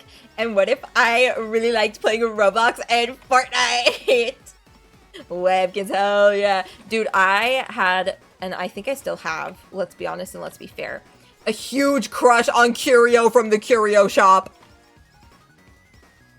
When he's like, looks like you found yourself a jam. I'm like, you know what? I did, baby, and it's you. Instead of making the legendary Crown of Wonder, can I use these gems that I've collected to make a ring for you? To propose? Completely missed Roblox. I don't know. I didn't know what it was until the oof sound. Oh my god, oof! Apparently they're bringing it back, which is a little weird to me. They took it away and they replaced it with that weird grunt with that But I don't know. I know, I was a late bloomer for all of these childhood experiences that people should have had. Because my allegiances lied in other MMOs.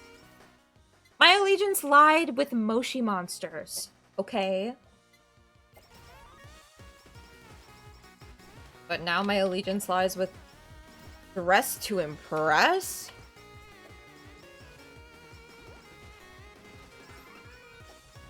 Yeah, and I do still play Dress to Impress in the big 2025.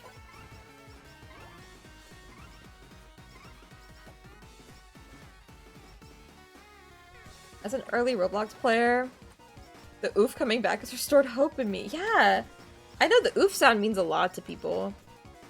I think they're bringing back the oof to hide from the fact that they're trying to make Roblox a dating app.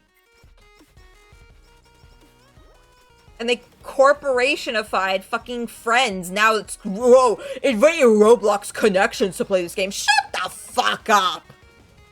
If I'm clicking on Dodo in my friends list, he's my fucking friend. Okay? I wouldn't play Roblox with, like, corporate colleagues.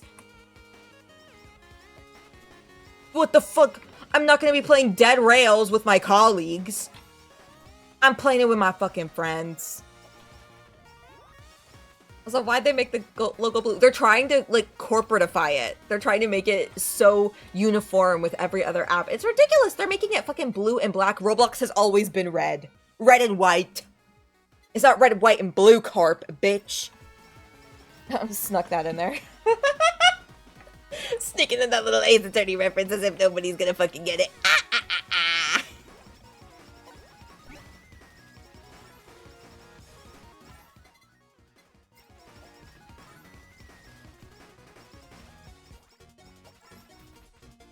Yeah, the guy who owned it wanted a lot of money, so Roblox stopped using it. But apparently it seems like they've come up with some kind of deal.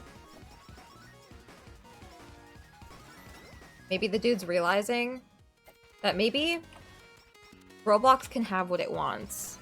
It's a big enough company. Look, it changed its logo to be blue. And yet they still can't take the predators off.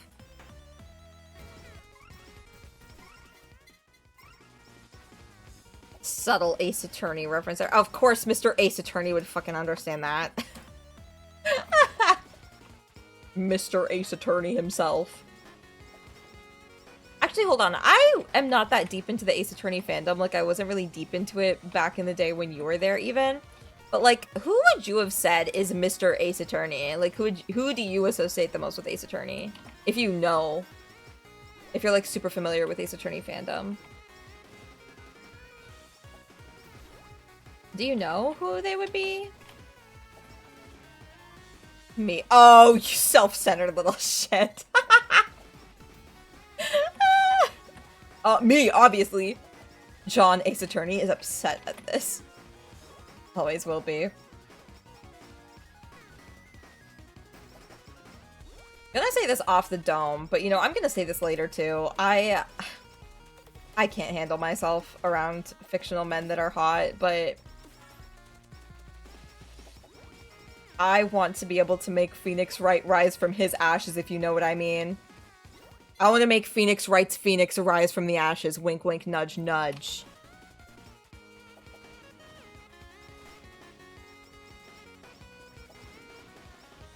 I don't know, I didn't talk to any Ace Attorney content creators outside of Cardboard Lawyer. Bro, that's crazy.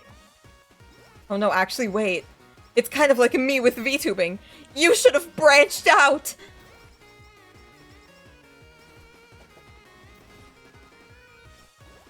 What does streamer mean by this?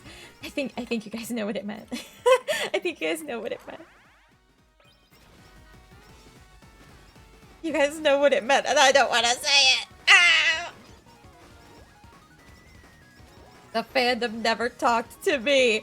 But that's why you make yourself available to the fandom! Apparently everyone thought I was too big a deal. Really? Has anybody told you that, though? Have you heard your name spoken with such reverence?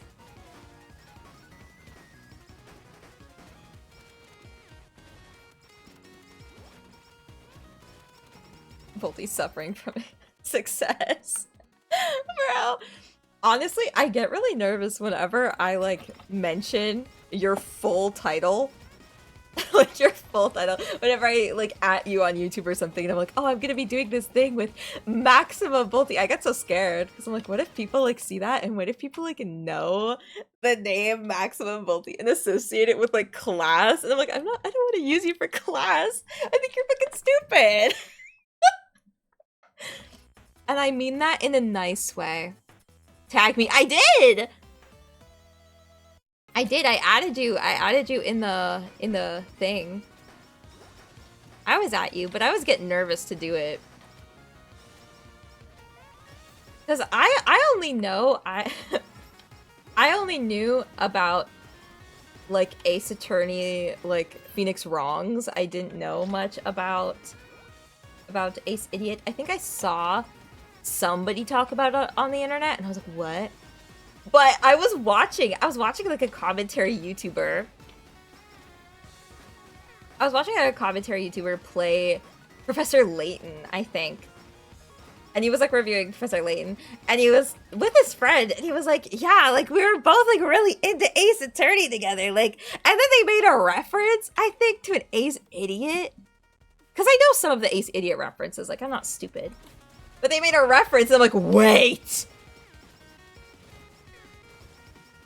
I was like, stop! I know that person! Take that bitch's reference out of your fucking mouth! No, I'm kidding. It was a content creator that I like, so I'm like, what? What do you mean? The Ace Attorney fandom scares me, though, so I also get really nervous to mention your name, because I'm like, wait. Ace Attorney fan's scary. I never knew Volty was such an intimidating presence on the internet. Well, when you first followed Cools, I was like, old content creator who used to be famous. I'm worried.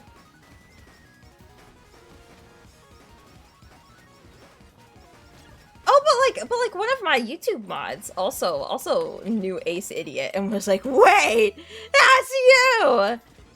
Right?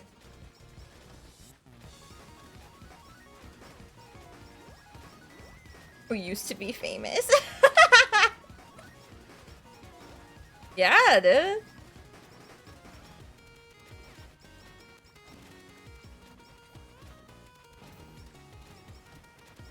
Yeah, I'm out here mama bearing, but also cowering.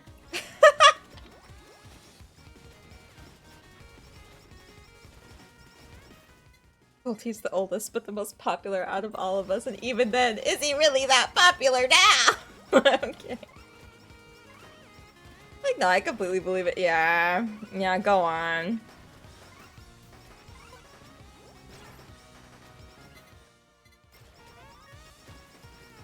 He's out here pulling numbers. 40 views, good shit.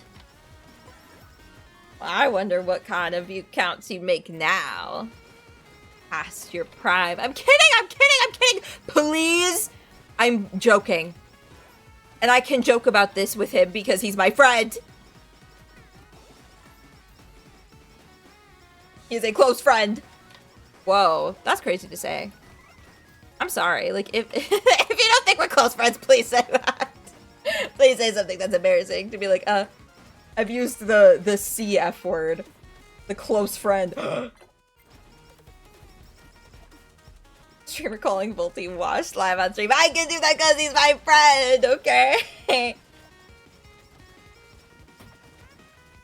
Tell me why I can only tell my friends that they're near and dear to me, and if they died, I'd be sad if I'm on stream.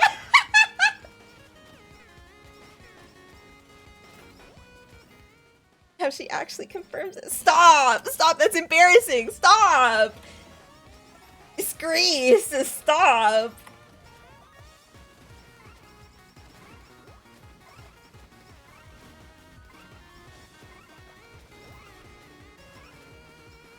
Look, I take what I can get, bro. But bro's taking the whole cake! It's like I baked a cake in secret, and I was like, I'm gonna give a cake to each of my friends because I like them. And then I'm like, no, they saw the cake! No, they're gonna eat the cake! That I made specifically for them! Because I like them. No! Did you just scream? Shut up.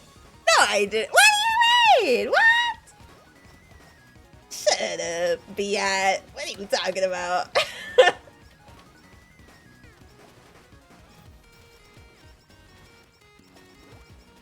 Oh no! I saw the cake specifically made for Mr. Mr. B! Nah, it's just Mr. And do you know what Mr. I'm talking about? Mr. Ace Attorney, Mr. John Ace Attorney, Mr. Phoenix Wright himself.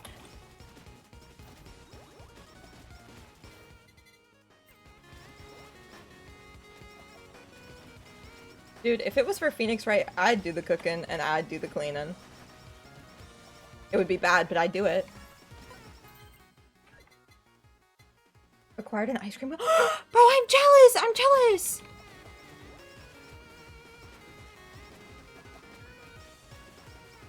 Volty, are you Mr. Maximum or Mr. Volty? I think he just confirmed that he's Mr. Me.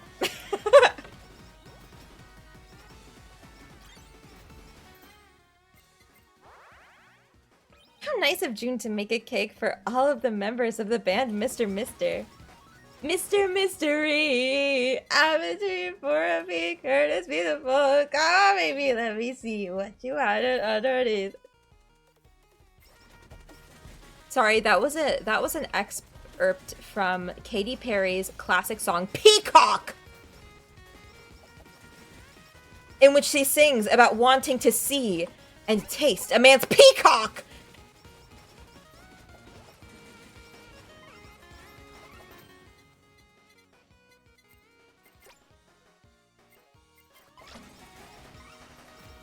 Volticus is his name. Maximus Volti. Elias Volticus. Wow. Sounds so pretentious. Add a Hayden in there. It'll make it more pretentious sounding. Ah! My vendetta against Haydens. It's not a vendetta. I just think the name is a bit silly. For anyone who cares, I guess Volti's my online name in general. Bro's out here doxing his old YouTube channel.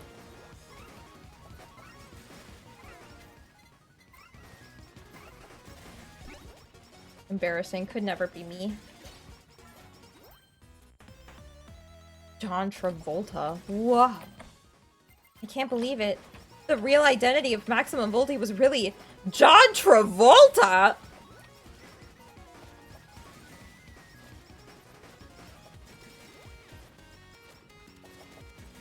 That's like an episode of The Masked Singer. When the singer sings beautifully, you pull off the mask and it's like, whoa. Is that Wendy Williams?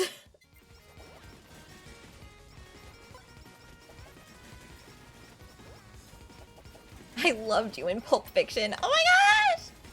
I loved you in Grease! I loved you with Hairspray. John Travolta was bold too. Holy fuck.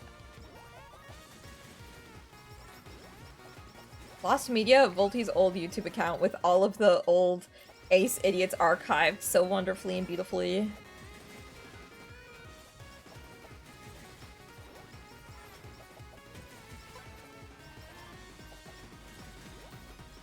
Oh my gosh, we're out here getting the deep Volty lore.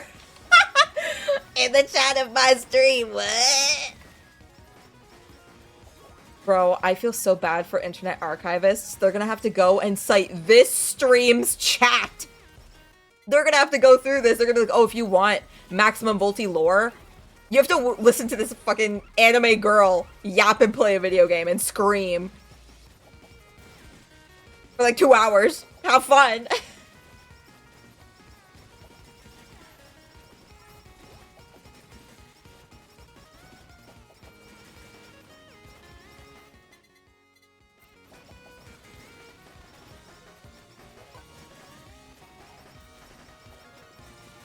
Hopefully I'm not important enough to chronicle. Don't say that! What I hate most are people who don't care about themselves and care about their legacy.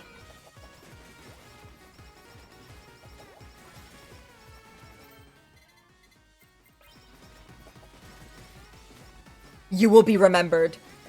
You will be remembered. You will not be forgotten. You will be remembered.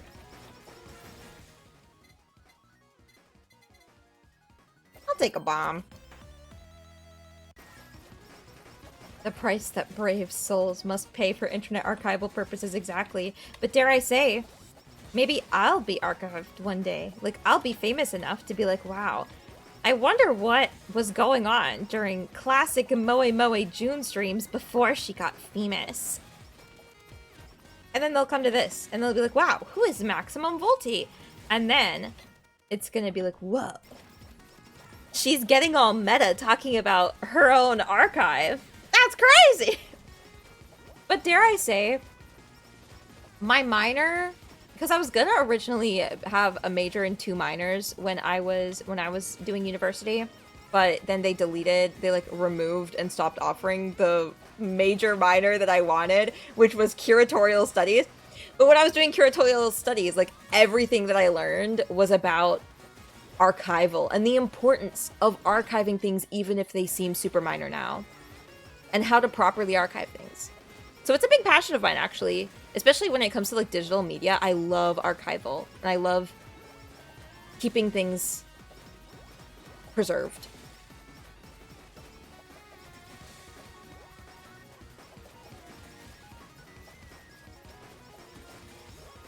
It's so sad that streamer doesn't see Volty being a part of her VTuber success in the future. I do! But are gonna dig up smack my gat like a drum as a way to cancel her. Oh, in this horrible dystopian future.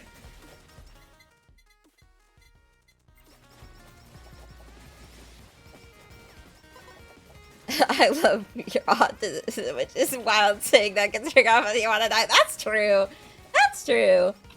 I don't know. I think it comes from being so funny that I can say, oh, I wanna die, and then turn around and be like, what if everything was awesome and everything was fun? You know? I think it's a powerful thing. Being funny and being able to make jokes about things, even when things are hard, like, that's so important. I'm very glad. Also, fun fact, I don't know if this makes it more of like a poignant thing, but I share a birthday with Robin Williams. Happy birthday, twin! My birthday now, because it's 2 a.m. It was 2 days ago. July 21st, a big, what is it? Day, because not only Robin Williams' birthday, also Jeff the Wiggle! My Oshi within the Wiggles. Clown streamer entertaining the masses during difficult times. Well, isn't now a pretty difficult time in terms of like, not just like the political climate, because the political climate is really bad to the point where it's like I turn around and I'm like, holy crap, the world is crumbling.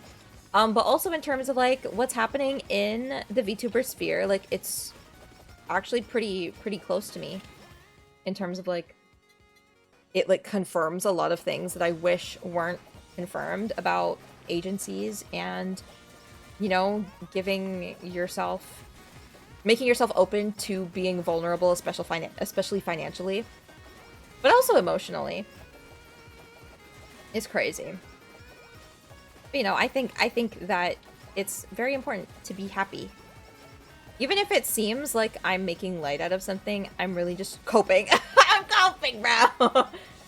But there is a great importance and a great pride that I feel in being able to help people cope if I can, you know? Share a birthday with freaking Bryan Cranston?! Dude was on Murder, She Wrote. Dude was on Murder, She Wrote for a hat trick. He was a hat trick Murder, She Wrote guy because, okay, Murder, She Wrote's like my favorite TV show ever. But bro is not only a hat trick because he was in 3 episodes of Murder, She Wrote. He got to play victim, murderer, and suspect, and red herring. That's incredible. That's an incredible feat that I don't think many people have done. Like, that's the equivalent to like a baseball fucking cycle. Dude, that's the equivalent of hitting a cycle. But for Murder, She Wrote. Like, that's a huge deal. Another fun fact, my birthday is also the day Albert Wesker died Wesky! That's crazy. Look at that. I'm so good at this game. As someone not in the know on VTubers, this news felt like hearing a bomb drop in a house across the street. That's so true. I love when June goes off on Murder, She Wrote knowledge. Dude, I have very fond memories of Murder, She Wrote. I used to watch every Wednesday at 5 p.m. We would watch the W Network, the Women's Network, because they would be playing Murder, She Wrote. And I love Murder, She Wrote. I'm such an old lady with my taste. Like, truly, I am an old lady at heart. I get cold really easily. And I love old lady murder mysteries starring Angela Lansbury. Which, by the way, people, watch Murder, She Wrote. That shit slaps. Like, if I could recommend any TV show ever as somebody who watches a lot of TV shows, mind you, Murder, She Wrote. Murder, She Wrote fucks. And regarding the Columbo thing, I have considered watching Columbo, but I think my favorite thing about Murder, She Wrote is that it really is just fucking Columbo, but instead it's fucking Angela Lansbury running around. Like, in one of the episodes, she even does like the classic Columbo, like, oh, but one more thing. She does that shit all the time. It's awesome. But one time they made a point of it being like, haha, wink, wink, Columbo reference. But dude, that show is good. That show is heat. Like, if you ever want to think about like doing something mystery oriented, like constructing your own mystery, or like specifically trying to think of like a crime drama, like a way to solve a mystery, or like how a mystery can be made solvable through like unsolvability, watch fucking Murder, She Wrote. My queen talks to people like it's nothing. And a lot of people hate her.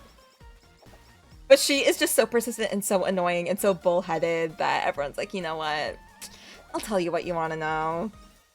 You kind of eat.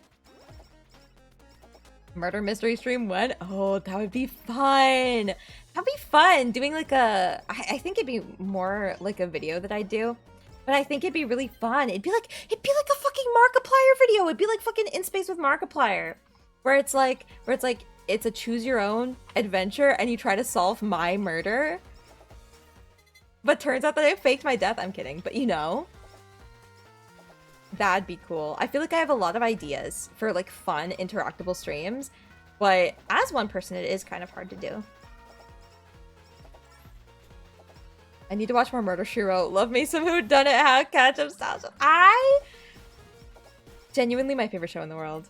And I'm so glad I have some, as the kids would say, unks and old heads in my chat. Because I'm like, oh my god, you know! Oh my god, you know Murder, She Wrote! You know my baddies! Dude, I gotta say, I started watching Star Trek Voyager because Kate Mulgrew is in Murder, She Wrote. I was like, a queen from Murder, She Wrote, let me watch. And it's like every time there's a surprise, like a guest star on Voyager, it's always another actor from fucking Murder, She Wrote. Fucking Kate Mulgrew. So the captain in Star Trek Voyager, Murder, She Wrote. Oh, second in command Chakotay, also from Murder, She Wrote. Also Murder, She Wrote alum. What kind of crack were they on? Hi Eclipse! Welcome to the stream! Today's stream is a little weird, actually. It's a weird stream today. I'm just yapping with HoloCure in the background. It's either Jude's death was an accident or I did it. Honestly, I feel like I would make it an accident. I would make my murder an accident. If I were to do like the choose your own adventure, solve my murder stream. Just because I feel like it's more believable than if somebody killed me. It's like I am that stupid. Bro, I love his— yes! Oh my god! When unks and old heads are in my chat, it makes me feel so seen. Might as well mark this as a botsuit. As that. Yeah, I should actually, but I don't know. The tag helps people if they want to see somebody play HoloCure. I know it's not a very popular tag, but you know, in case people want to see the gameplay, they can. Look, if it does happen, all fingers are pointed towards me, except for mine. Except for my ghostly finger. It will be pointing at me. Like Clue. Yes! But in reality, June tripped down the stairs. I'd make it like some crazy Scooby-Doo type shit where I fell through like a trap door into like a bed of spikes or something, and then somebody like pulled my body out being like, what the heck is this? And then they found out it was a dead body and it was me, and then they ran away. They dropped it somewhere and ran away. And so it looks like I got stabbed 50 million times, but really it was all an accident. That'd be kind of silly. That'd be a silly concept.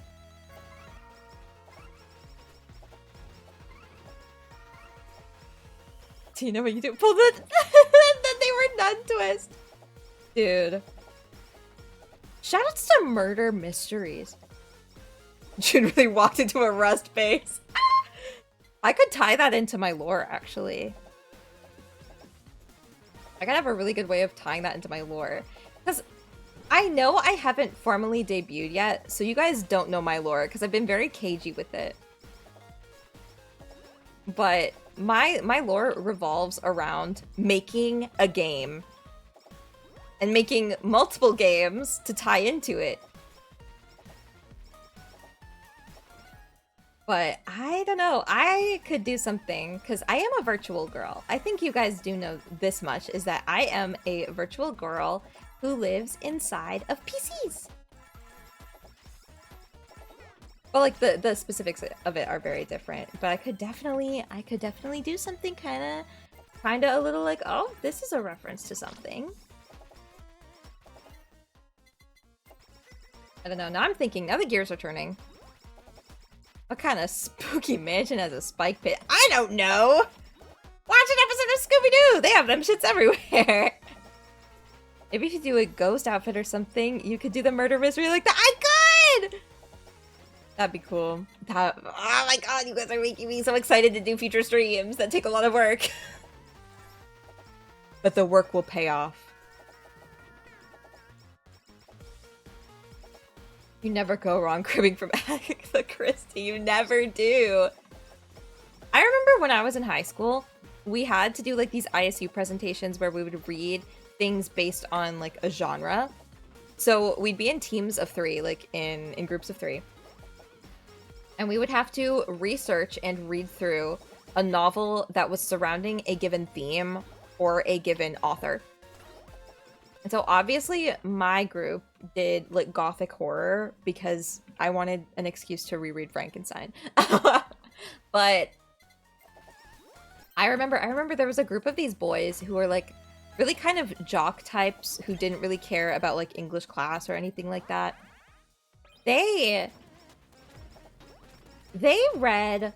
decided on mystery as their genre, and they focused entirely on Agatha Christie novels.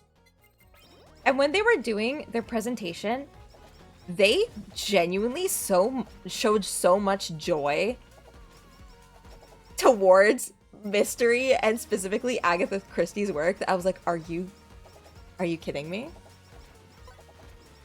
Like, I didn't know that they fucked with her like that. I'm like, dang, like, mystery books change people, man. Because they're like, this is my first time reading this. This was crazy drama happening. They loved it. Read a manga version of Frankenstein in high school. Dude, what are they doing? What are they teaching kids reading manga Frankenstein? Bro, just read Frankenstein. That's so funny. Oh my gosh, actually, I have some crazy stories about, like, what I would do for projects in, like, my later years of high school. Like, when I got comfortable doing things in high school. Like, I remember we had to read Grendel, which is... It is basically a retelling and like a flip side of the classic poem Beowulf. That's it. I kept thinking about Grendel's name, but I'm like, no, that's the name of the fucking book that I read, because it was based on the first arc of that poem, Beowulf, which is when Beowulf kills Grendel, the monster. What other combination are you making? I'm thinking about doing the Lammy, the whammy water and the glow stick. And then I'm thinking after that, I'll want to get the sake to make it like the super power up. I think that's what I'm gonna do. I'm kind of flying by the seat of my pants. I haven't played as Aqua in so long. But I'm gonna try to do something with a lot of projectiles. But yes, for that, for specifically the Grendel stuff, I remember I had to do something where it was like, oh, just make something that referenced the themes of change and like prediction within the story. And I decided to make an entire tarot deck by hand, just of the major arcana, so like the 20, 21, 22 cards. And I basically, I made all the tarot cards by hand by myself, and then I set up some like fake readings that were basically predicting the events of the story using symbols from tarot cards, because I'm really into tarot. And I remember it was a big hit. Like a lot of people in my class were like, oh, like this is so cool. And they would like come up asking me questions like, what does this mean? What does this mean? That kind of thing. And then eventually I was like, do you guys want to come by and just like do a reading? Do you want me to like do a reading, like a really cheeky, really quick one? And I did. And I'm like, what the fuck is happening? Nobody would talk to me. And then all of a sudden I'm like, I know a lot about tarot cards. And they're like, whoa.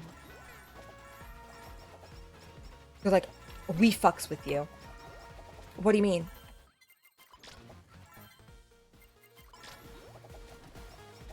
That's sick. What history we're gonna present it to the class, dude? I should do. I need to still set up my hand cam stuff, because I haven't been able to find a good place to put my camera. But I have been thinking about this for a while. But I really want to do a tarot reading stream where like you guys ask me questions and then I can like do a little reading based on those questions. I'd be like, oh, like what's gonna happen? And then do like a really basic, you know, spread. Oh, this is what's gonna happen, past, present, future. Or I could do one where it is a bit more complicated and a bit more in depth, where it talks about like describing the situation what could happen and what steps you can take to make it happen. That kind of stuff. Because again, I just really like tarot, but it's kind of hard to really like express that if you don't have the tools, if that makes sense. There was a class in my high school that got to read Mouse, and as sad as that story is, I was kind of jealous. Bro, shoutouts to Mouse. I remember I was in the like local bookstore. And I was looking through the manga and like through the graphic novel section, and I saw Mouse, and I was like, dude, this is good. This is heat. This is fire. And then I walked away, but I saw somebody who walked up to it, saw the cover and saw the swastika, like the swastika, the symbol, and they were like, that is so heinous. Why would they do that? That's horrible. Why would they put that on the cover of their book? Why would they do that? And I'm like, read the back cover, babe. It tells you why they use it. They tell you why. Actually, I have a copy of that. Now I need to read it, considering how relevant. Yeah. I feel like what makes people so... I'm not going to say ignorant, but I'll say ignorant for ease of language, but I'm not intending it to mean like, oh, it's ignorant. But it's like, I feel like people grow ignorant to things that are going on now that went on back in the day during that time period, because people are too scared to confront those symbols and stuff head on, right? Like, they want to turn away so bad that anytime it is brought up in a way that is meant to challenge and explore those ideas into more depth, especially into as to why they're bad and why we should never forget and things like that, people ignore that and go straight to, oh, they're using the symbol. They're saying the word, right? They're addressing the person's name. That's bad. And I hate to be that bitch to quote Harry Potter, because, like, we know about the author of Harry Potter. But honestly, Hermione said it best when she was talking about Voldemort, when she's like, fear of the name only brings forth fear of the thing itself. And treating symbols like that in that way, where it's just immediate disregard because, oh, that was bad. Oh, that's bad. It really diminishes the overall value that it has when it's used in serious discussion confronting that. That and the growing wave of people who are comfortable with even being proud of willful ignorance. That's so true. There are people who claim to be, like, activists and claim to be, like, oh, I am so hyper woke. I am woke queen. But they use the term as a defense and as an excuse to not actually confront and dissect the thing that they're saying is bad. And it's like, I think that's almost worse than being proud of, like, who's Hitler? You know? Like, I think using terms and using, like, oh, I'm like a social justice warrior, and using that as a excuse to not actually confront anything, way worse than people that don't actually confront. June really showing how based of a streamer she is. Oh no. I get so embarrassed when I talk about things like that, when I talk, like, about serious things, and, well, like anything really, but especially when it comes to, like, serious topics of, like, we should confront ideas and not feel ashamed or scared to say and to directly reference things that were bad historically. Like, I always get really nervous about that because my family is very much the kind of people to not talk about that. And they say that they love talking about like big things and questioning everything. And I was raised to question everything.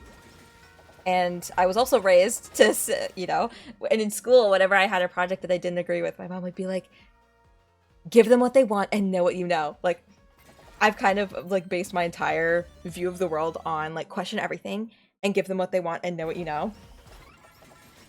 But when it comes to my family and the people that actually imparted that value onto me, it doesn't really feel that way. And I think it's just because they're older. You know, it's because they're older, and I think it's because they're tired, in all honesty. My mom isn't watching, whatever, but yes, my mother imparted those values onto me. She was very big brain. She collected a lot of Bibles because she wanted to be, like, absolutely sure about, like, can we believe what we read in the Bible? And she's also the part of the reason why we stopped going to church, even though my dad likes going to church. But, yeah, like, I'm even seeing it in my own home, where it's like we're becoming more and more comfortable with not confronting things or being proud of being ignorant of certain things. So it gets to be like I get really nervous because I'm like, oh, if I bring this up to my parents, they won't react well. Or, oh, if I bring this up, they'll tear it down because of X, Y, and Z, right? I get really nervous talking about it on stream. Because, again, when I'm off the cuff talking, I am not very good with my words. And I say a lot of things really harshly, and I don't think I mean to. I don't mean to, but I say a lot of things harshly, and I use sweeping words, sweeping gestures, just because it's like, I know what I'm talking about. But it's hard to, you know, voice everything. But yeah, I get really nervous, because it's like, am I saying the right thing? Am I doing the right thing? But it's like, in my heart, I love archival, I love historical thought, I love thinking about things, thinking about the future, thinking about the past, thinking about what's going to happen in terms of preservation. And so when you see things being censored or people actively trying to disregard things that happened in the past because they're uncomfortable to think about, I get very passionate about that. Because it's like, you are stupid. Later, Rye. Thank you for being here. Thank you for being here. It was a lot of fun. Good night. Or, I don't know if you're gonna sleep, but, you know, good night! Or, like, have fun playing Limbus Company or something. But now, I 100% agree with you. I feel like when I talk about big things, I just kind of hope that whoever's listening puts the pieces together in their head to go, you know what? I see where she's coming from.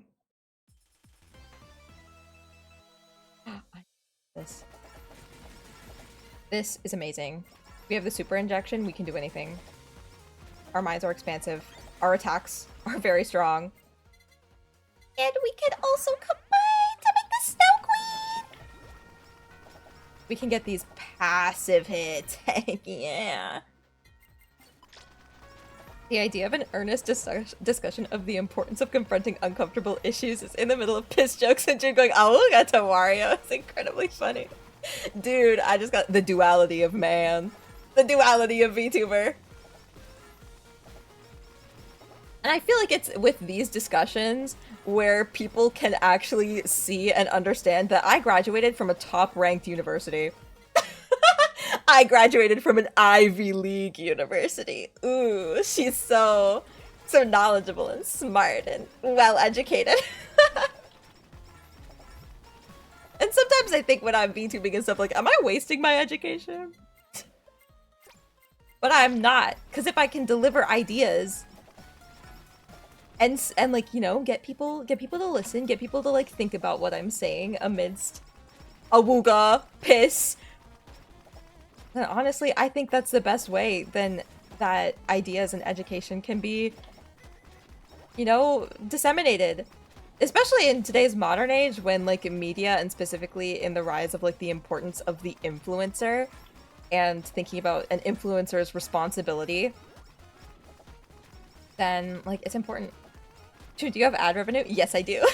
Yes, I do. I do get that sweet, sweet Twitch ad rev. Thank you, Jeff Bezos!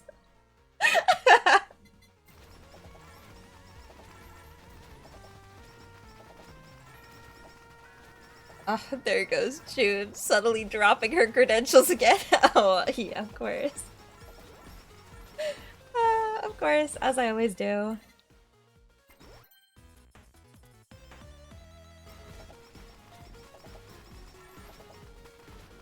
Oh, we just have fun here. We love the stream of consciousness streaming that HoloCure delivers for me. But yeah, I mean, of course I'm highly educated. I'm a Revolutionary Girl Utena fan and analyst. What do you mean? You need to have fucking credentials if you even want to think about that show. Holy fuck. I'm kidding. I'm kidding. It's actually delivered very well. All of the symbols make sense, and you do not have to reach too much in your mind to think about what could possibly be happening and what could possibly be critiqued within the show. Dang, I do want to do like an Utena analysis thing. I do want to talk about that. But there's so much to talk about, and I'm so passionate about it that it's so difficult to deliver it in a nice way. In like a completely clear and concise way. Utena lore explanation stream when? Ooh? I don't know. I want to do it soon, but I want to give people enough time to watch the anime, because it's like 39 episodes of peak. And you gotta absorb that shit. Like, I remember I forced Dodo and Volty to watch Utena. And I remember, because whenever I would watch it, I try really hard not to talk through things when it's somebody's first time watching. But for Volty watching Utena, I was actually very nice. And I was nice in the sense that we were watching the second arc in the show. We were watching the Black Rose arc. And I would pause and I would interject to be like, this is describing this. This is a mirror to what happens in part 1. And I would like point out these little details just so he understood, just so he was like absolutely sure what was happening, you know, and why everything had a purpose and whatever. Like, I was very nice. So I've been thinking about doing like a Utena watch along or something where it's like, you know, I put up a little timer and it's like, oh, here's how far we are in this episode. And then just like put it on and I talk through it. I've been thinking about doing something like that, but I get nervous about it because I like pause. I pause because I have to go through everything. I'm like, I can't watch an episode of Utena myself on my own time without pausing and talking to myself about it for 5 hours and adding it to the 75-page Utena PowerPoint. It's bad. But it's also really good, because it's like, if a show can make you do that, where it's like every time you watch it, you get something different out of it. Crazy. You gotta make or commission an image of June doing the Pepe Sylvia, yes. It's like, pointing at the fucking insane murder board, but instead it's about how much I love Anthe Himemiya and how she did no wrong ever. By the way, June, you were genuinely helpful in helping me parse the myriad of themes. Thank you. My history teacher in high school would pause the fucking video every 15 seconds like, broski, let it play. Bro, I would do the same thing. I'm so sorry. Dude,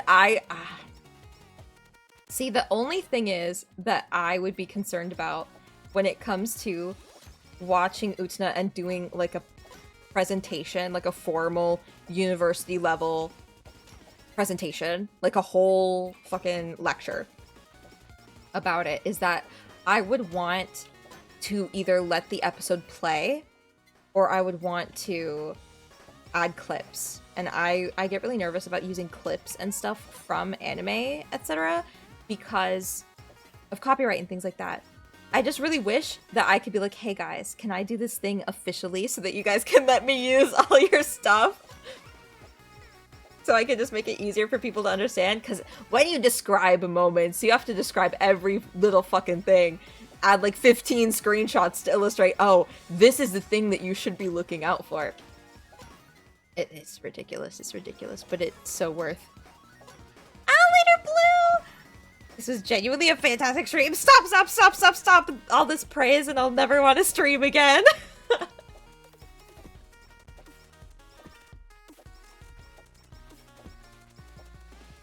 Of course, despite me wanting to watch it for years. You wanted to watch Utena for years? What was stopping you?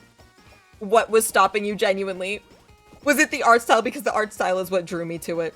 Also the Yuri. The Yuri also drew it. Drew me to it. Come on. If there's good Yuri, I'll be enticed to watch anything. Except genuinely, I don't think anything could prepare for like the level of Yuri that Utena had. Shattered my heart into pieces. Shit's glorious. Nothing stopped me, I just have a big watch list. I would have bumped that shit up to #1.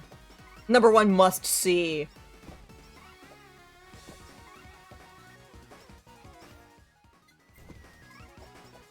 Like, dang.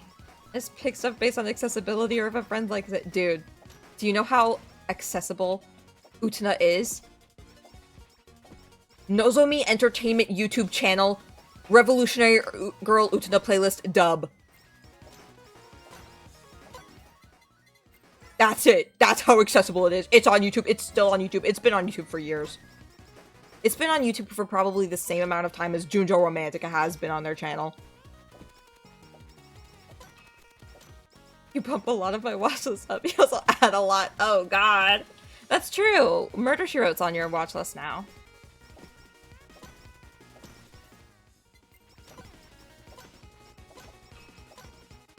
Bro, I gotta say, Utena is one of the shows where if I put it on, like if I like specifically go, like I'm gonna watch Revolutionary Girl Utena, the phone is down, the posture is correct, the eyes staring at the screen, my ears ready to absorb absolute wisdom.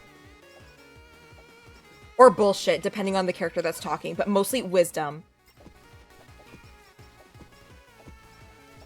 Like, that is one show that I'm, like, genuinely... Like, I can't do anything else watching it. It's just so good.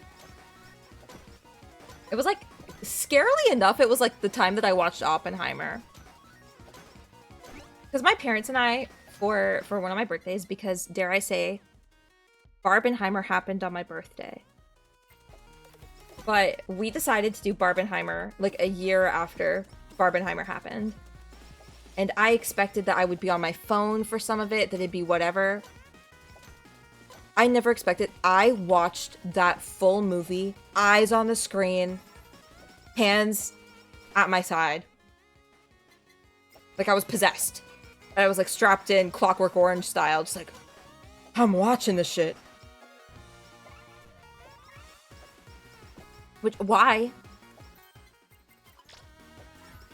Honestly, to be fair, I think I was more so locked in because I was really excited to see whenever Bernard would be on screen. You know, Bernard from the Santa Claus. I was like, when's he gonna be there? I was genuinely so excited to see him every time I saw him walk in. First time on screen, I was like, holy fuck! And then I was locked in for the rest of the movie, because who the fuck doesn't want to see Bernard Santa Claus? I can't believe I just said that on the internet. I said that on the internet for people to hear. That's so... I'm sorry. I'm sorry, I feel very normally about Bernard from the Santa Claus, actually. He is a character and he is an actor that has done other things.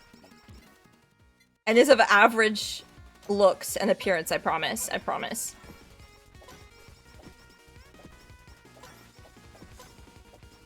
She says that, she says as she lies. Can you say a lot of stuff on the internet for people to hear? Yeah, but that one's like, I don't want anybody to show this to him. I don't want anybody to bring this to his attention.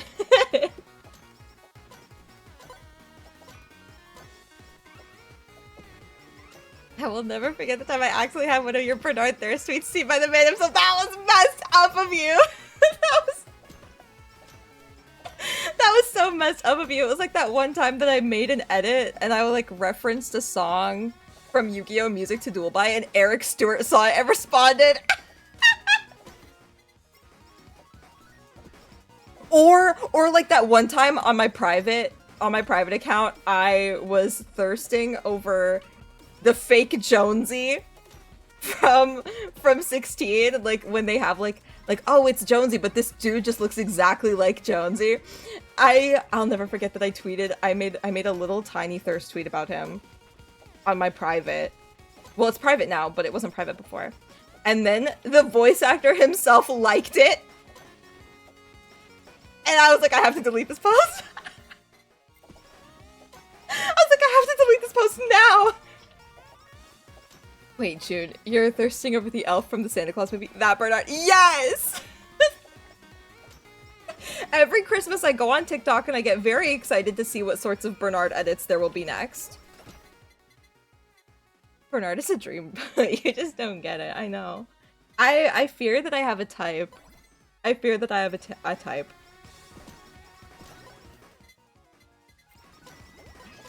Because it happens way too often with people that look like him. Like, dang.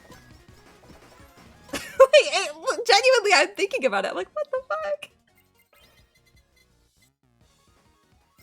Well, he was also in Oppenheimer. And so was Devin Bostick, who is the actor of Roderick in the Diary of a Wimpy Kid movies. The one that everybody says is the real Roderick, because honestly, the casting of those original movies were incredible. I'm a type. Jewish men? Maybe! You know, dude. It's Jewish men and Italians. And people with prominent noses. I love people with prominent noses. It's actually crazy. Like, I've always been a Logan Big Time Rush girl. But sometimes I see Kendall and I see his nose and I'm like, I want you. He was in Oppenheimer? Yeah! Stop. Stop. Stop. I just feel comforted, okay? I feel like he just has a very comforting presence. Sue me! Sue me!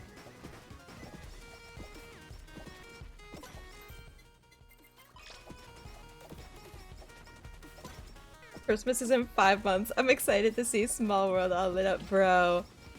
Christmas is in 5 months? I'll be in Japan in 5 months. Can you believe that? I can't believe it.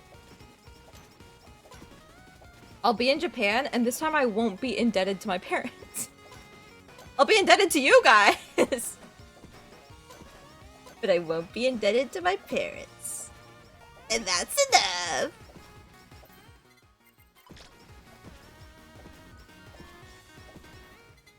But hold on. If Christmas is in 5 months, then that means in 5 months I'll get to see all of the Bernard edits on TikTok! This is great. What a great life I live, you know? This is awesome. Oh, why am I thinking about it like that? I'm like, oh, this is awesome! I'm like fucking Jif from friggin' Bowfinger. Like, this is awesome. Doing great. I'm gonna be a star. Oh my gosh, that's a movie that you guys should watch. Holy shit, do you know what would be awesome? I should be like Obama. I should be like Obama and do like my, oh, this is my like winter watch list. This is my summer watch list of my favorite movies of the thing. Like, that's so awesome. I should do that. I really should. I'm gonna do that. Just wait and I'll give you my summer watch list because I promise you it's peak. My movies of the summer. My songs of the summer. And it's just all the same music that I listen to all the time, all throughout the year, and there's no difference in the playlist.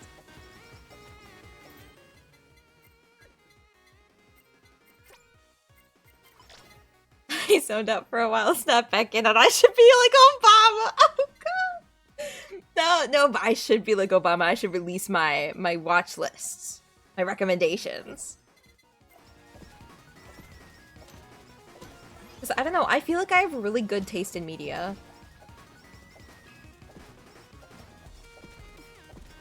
And that might sound like really extremely self-centered. But a lot of people have told me that I have good taste. A lot of people really just being Dodo and Volty, which is actually really sad when you think about it. Actually, no, I had people in high school tell me that I had good taste in media, so never mind. I take that back, I'm awesome. Recently, though, Christmas hasn't really felt like Christmas. That's true. That's true. I'm thinking that just like as you get older, you start losing your whimsy for things like Christmas. Like, it took me a while, actually, to really come back to loving holidays like Christmas and Thanksgiving and Easter and stuff like that. Because it's like, for a while, I didn't really like visiting family, and I still don't really like hanging out with family, but I don't know. I think because I have had my first adult experience with a family member dying, I'm really starting to think like, you know what? I want to spend more time with my family. I want to have family togetherness, which is crazy. Like, I talk to my family now. I never used to. Whenever I would go to family gatherings, I would always be like really quiet and I'd just talk to only Amanda, basically. But I talk to like everybody and I'm like, holy crap. I'm schmoozing. Now you're talking to my family members. One's other than like Cools and my cousin. Like, huh?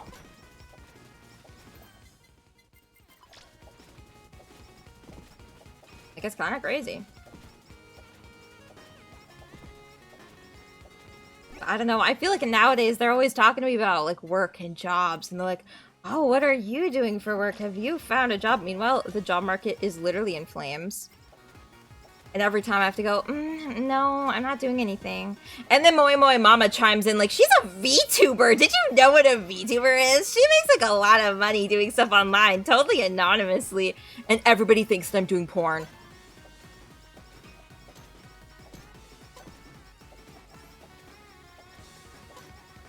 And then I have to come in and be like, no. I have to explain what I do in a bit more depth just to be like, I don't do porn. I always started with, I'm not doing what you think I'm doing on the internet.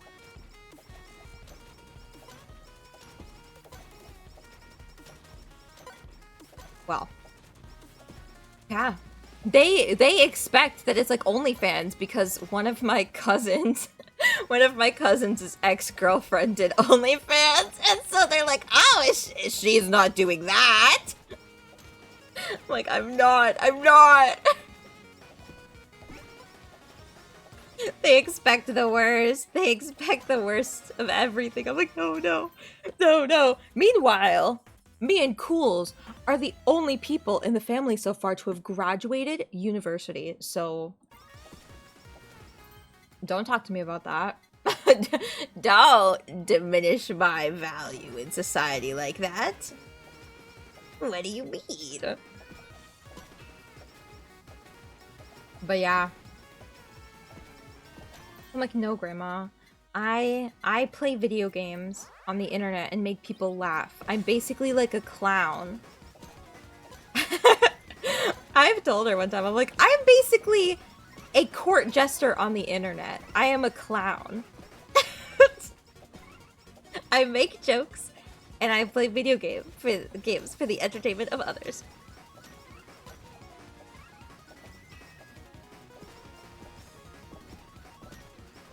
It's funny, I had a similar holiday reinvigoration, but because of older siblings having kids, not because of death. Yeah. Well, the thing is, when I was a kid, I was like much more comfortable with like, oh, my family members are gonna die and whatever. Because it's like, I had 2 family members die, one after the other, basically. Like 1 year, one dead. The other year, the other died. And they were like pretty significant people to my parents as well. So, but as a kid, I was like, I don't know these people. Because I was so young, I was just like, I don't know these people, but I do know that my dad is crying right now, and I don't see him cry. So I was like, oh wow, that's weird. But like, I didn't know how to process it, so I'm just like, oh, whatever. But then now, I'm like, holy crap, people dying is scary, and it's inevitable. As I was saying, the job market is that one scene in SpongeBob where he's trying to remember that guy's name and his brain is a fire. That's so true. You're just like running around doing everybody's bidding. It's like, again, you're being a clown, but in the service of getting a job where people might actually pay you. It really is like that. Which is why I'm kind of glad that streaming is a viable option nowadays. Because when I was growing up, it was not a viable option. It was not something that you would sit up and be like, I want to be a streamer. I want to be a YouTuber. It would be something that if you said that, it would be the equivalent of getting shot. But now I can say that, and it's like, people in my family know what I do sometimes. Like, my cousins know what I do, and they're like, yeah, respect. Yeah, chill.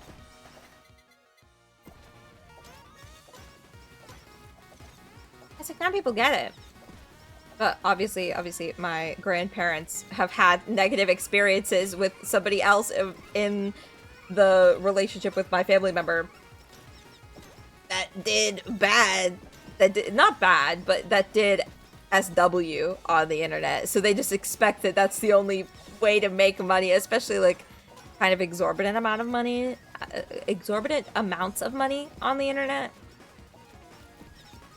My mother brought up the donathon results and stuff like that, and so everyone was expecting the worst because that's a lot of money. That's like a scary amount of money. So they obviously expected the worst. But yeah. I still like streaming though. I really do. I found a lot of enjoyment in it. I think it's helped me be better as a person. Because now I know like how to take breaks. I know how to relax. Because when I was younger, I didn't know how to relax. And now I kind of do. And I know how to socialize with people now. I know how to socialize with people and not be like weird. I mean, I'm social on stream and I'm weird on stream. But I know how to be like, yes, I can speak a coherent sentence and look presentable and make funny jokes. And just be generally positive to be around. It's like, I know how to do that this time. I'm not a degenerate. I say as I'm a degenerate. I'm not gonna let my grandmother know. I can't believe I just started the base episode. This is fine. This is fine. We're gonna do this. We're gonna do this. I haven't played on this stage in a while. Gonna pay to put a Junecore on Times Square. No! Actually, that'd be kind of funny. Imagine people going to Times Square being like, what the fuck is this? Meanwhile, it's this moment where I'm talking about being on, like, the TV screens in Times Square. Talking about, like, I'm an E-Cloud!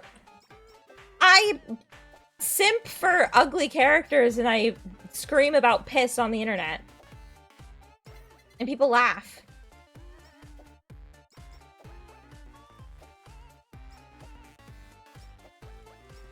I do love Junecore though. It has inspired me to make my own Junecore.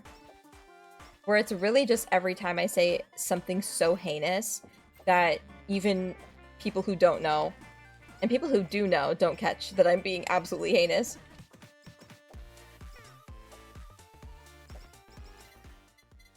Things that if people saw it, it may or may not be cancelable. I'm kidding.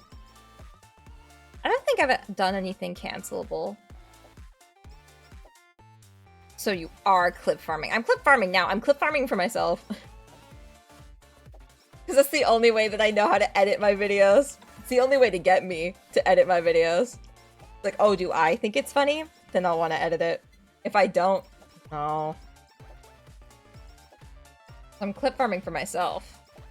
So that I'll be engaged enough to want to edit the video to be like, oh, that was funny. I can't believe she did this. Well, it's me!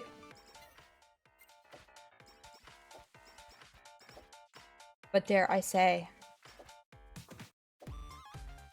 I don't remember anything that I say on a stream. If I'm on a stream, it's like that one meme that everybody did where it was Matthew Lillard talking about playing Shaggy in the first Scooby-Doo movie. And he says like, oh, I don't remember anything that happens when I'm on set as Shaggy. It's like the camera starts rolling and then the spirit of Shaggy possesses me. It's like that, but it's like every time I hit go live. So it's like, I don't remember anything. It's actually like a spirit possessing me.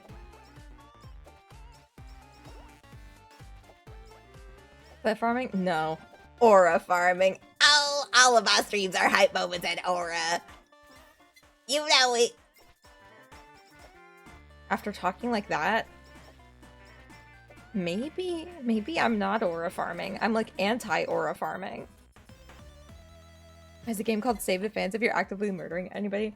Well, I always skip over the lore when I stream this game. But the lore is that the fans aren't dying when I hit them. They're returning to whence they came. Because it's like, oh, this evil demon is using the strength of the HoloLive fans to attack the HoloLive fans and destroy the world. That's basically like what's happening in the story. Which is why you're fighting the fans. But when you hit them, you're actually saving them. You're actually like reversing the brainwashing. Kind of crazy. I just don't normally play the opening scene because it takes a long time. It takes a long time to play out, but the sprite work is so nice. And the music is to die for. Because again, every song in this game is chiptunified versions of actual HoloLive songs. Like either that be like character songs where it's like specifically one voice actor's song, or it's like all the main songs for every concert, all that kind of thing. It's like this really nice, beautiful medley at the beginning in the intro, but it's like, it's long. It takes a long time. And I want to get into gaming. I'm streaming. I'm impatient.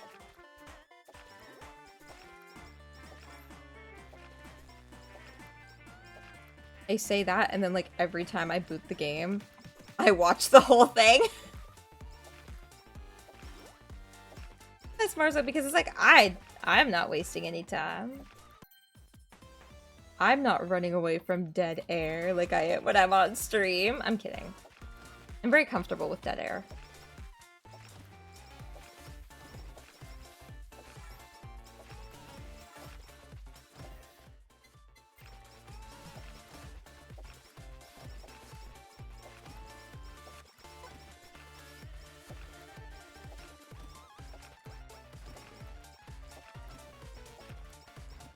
Bro, I keep forgetting how easy the first level is.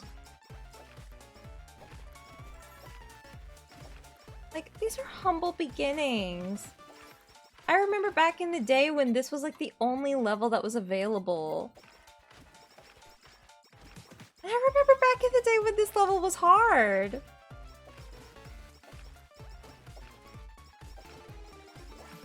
I've just been playing this game too much. And now everything is so easy.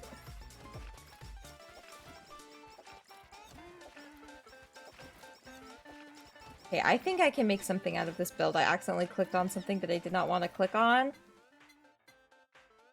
And that means that I'm gonna have to sort of get actual combos together. I gotta actually think about what combos I can make with these items. If I get the BL, because I have the Hope Soda, I should get the BL.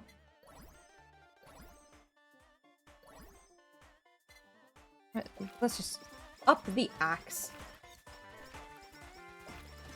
And then I can get the BL. And then I'll be able to make the super combo weapon with the Hope Soda, the BL, and the axe. BL! Yeah! See, all of the weapons in this game are based on, like, something funny or an interest of the Hololive talents. And so the BL is like Hosho Marine's item. It represents her because she likes a yaoi.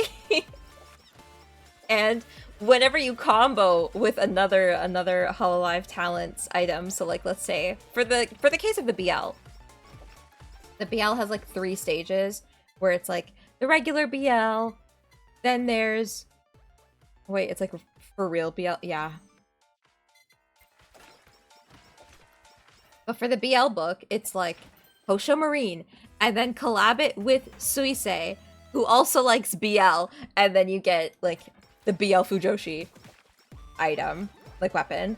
And then you can also combo it with Hope Soda because Iris also likes BL. So like the 3 like front woman Fujoshis. The Fujo representation. Here's the BL book! And you can tell that it's Marines because this iteration of the BL books has her hat on it. Has her little pirate's hat. Fun little lore facts that you learn from this game as you learn about all the little funny references that they have, all the common memes. Like if you mix the Hololive bomb, like the Holo Bomb, with the potato, because, you know, Korone really likes going to Super Potato.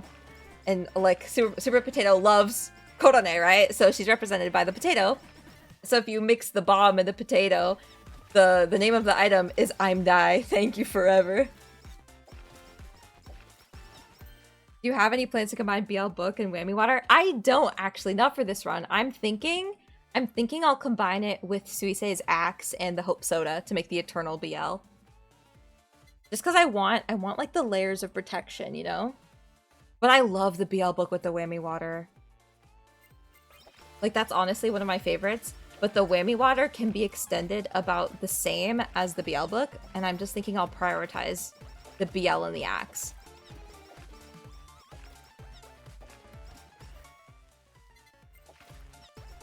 Just because I have a lot of items that didn't go together. Like I had the spider cooking, I had the Whammy Water, I had the axe, and I had the Aso Coco.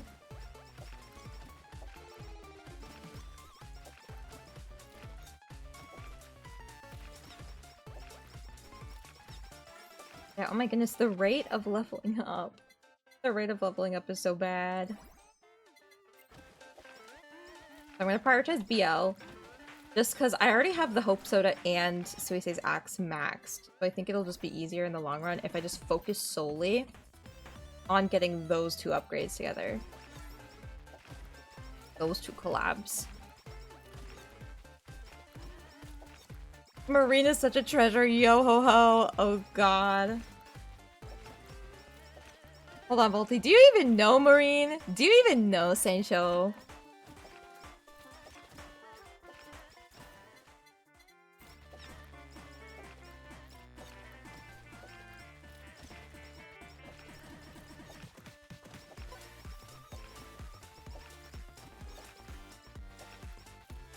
I watched one once. Oh gosh. Have you listened to her music even? I'm so shocked. I'm so surprised.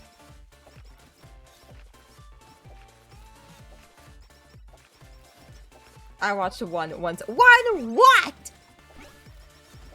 She does 50 billion things. She is a true star.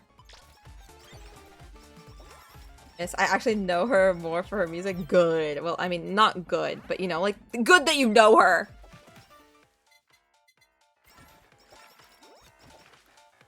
Look at that. The eternal not the eternal Fujoshi, the BL Fujoshi. On stream once. I don't know what it was. Oh. Okay. Which character do I like in this game?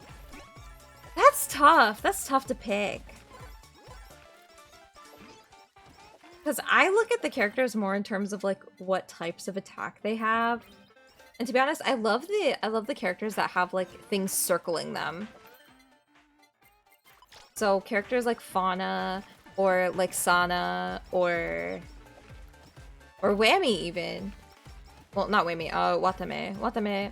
And I'm waiting for Whammy to be in the game. Other than that, that'd be my favorite character in the game. But what's another character that's like that has the circling attack? Like Hachima as well. I do tend to prefer Hachima just because you can switch between her two sides and then you can have a circling attack and a shooting attack and a projectile.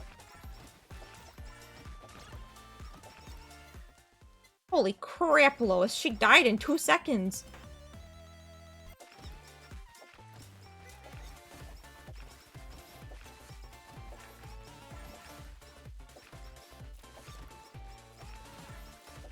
Okay, now I have to remember that I'm focusing on the glow sticks. I'm focusing on the light sticks now so that I can combine them with the whammy water. I'm scared that I will forget, because the reason why I had so many items that were just put together useless next to each other. Because I forgot what I was doing. I would grab an item and be like, this one's good! And I'd grab another item and be like, this one's good! And I'm like, but you were planning something else. What were you planning? But now I'm making a plan out of nothing. Holy crap, Lois. Shut up, Volty, my god. You want me to do a Peter Griffin impression so bad. Yeah, I have a hot spot. Oh my god, I have a soft spot for Hachima.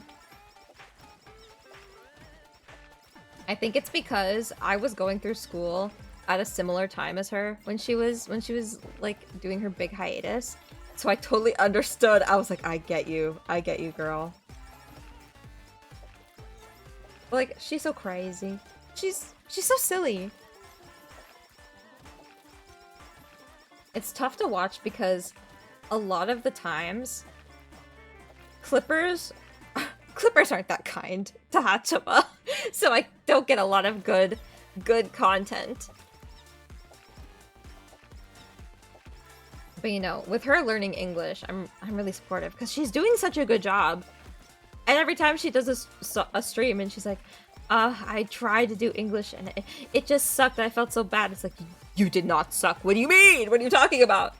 You're a goddess. You're on another level. What do you mean? Says that. I like Pecora. Pecora was such a good way to make money. Her and Marine. Because with Pecora, you heal with getting coins, with holo coins. It just incentivizes me to keep collecting coins. Oh yeah, I want you to do a Peter impression so freaking bad. Of course you do. You love Family Guy.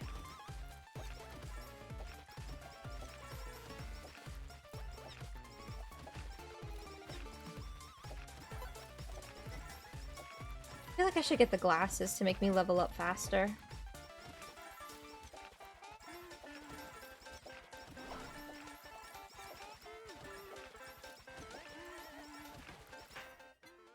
Considering that I have the stuff to make the Eternal BL already, I don't really need to worry about other items getting in the way.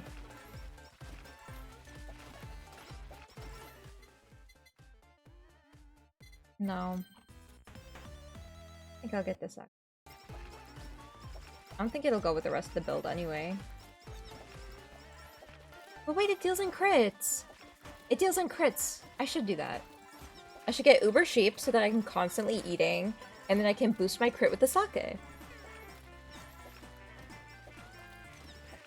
She's stupid. She should have grabbed the sake. What? And now I have the crit up stab. Come on.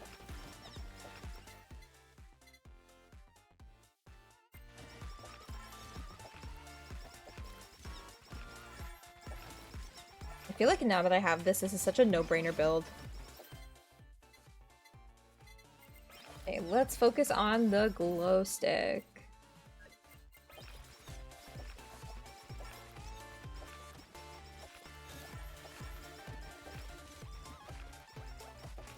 Oh, she is so locked. Oh, she knows exactly what she's doing. Oh, she's sick with it. Pick up the sake. Because again, it seems like this is becoming a crit build.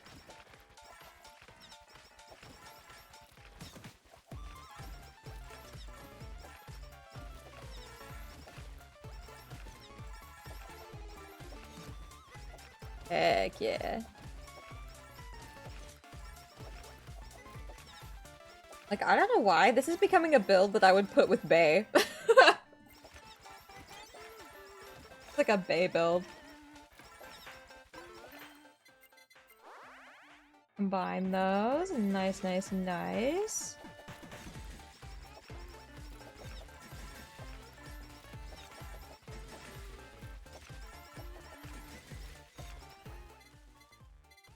Let's up the sake, why not?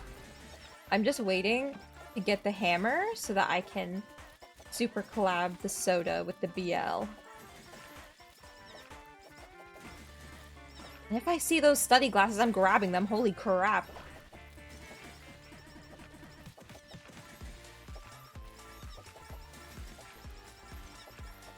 I don't know, I don't want to get in the way of Q.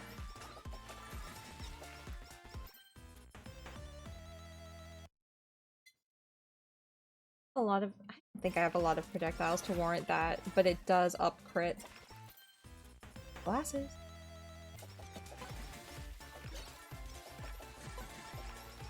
And now I can have my awesome little level up. Nice. The BL Fujoshi and the Hope Soda, I think, is the one I'm gonna go for. I'm a Fujoshi too! This is my representation! I've got this, she's locked.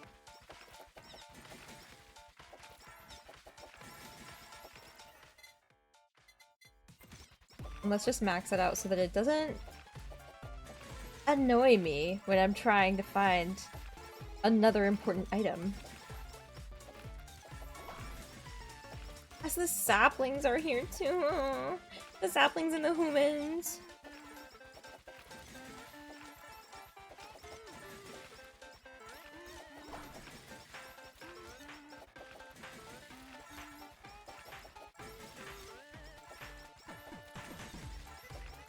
Dang, this game really makes me forget that Hollow Promise is so small now. It makes me forget, and then I realize, because I'm like, wait a minute. Something's not right here. Why am I thinking about the saplings and the humans right now? The humans. I think I can get rid of the greed. I think I'll focus more on haste as it progresses a bit more. Because I do have the handicap in place. I do have more enemies spawning than normal. That I should be a bit more careful with rate of fire. My gosh. Careful rate of fire became character. Something's wrong with her. I don't know what, but something is wrong.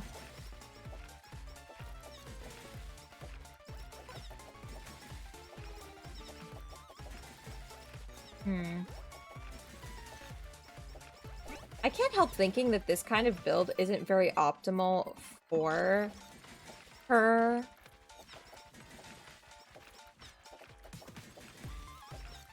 I don't know. I feel like this play style doesn't suit Kobo.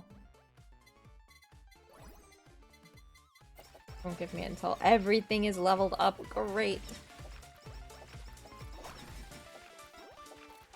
But I don't want to eliminate any options, because if I eliminate them, then I can't get them back. And what if I do want them? Like, what if I had eliminated the sake?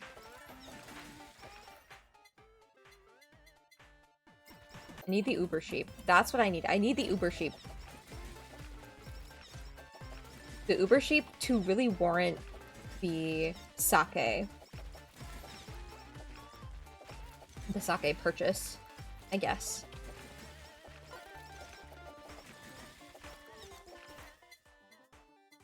And look what falls right to my feet as soon as I mention that I need it. The freaking Uber Sheep!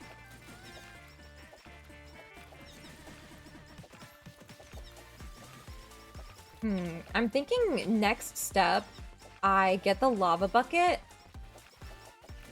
and put it with the spider cooking. I think that's what I'll do. Lava bucket, spider cooking. Lava, chicken.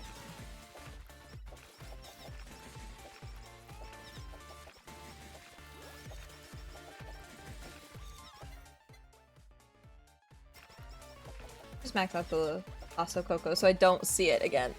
Lava bucket. Please. Hell yeah. Hell yeah. That makes me want to play Minecraft. Dude. We should play Minecraft.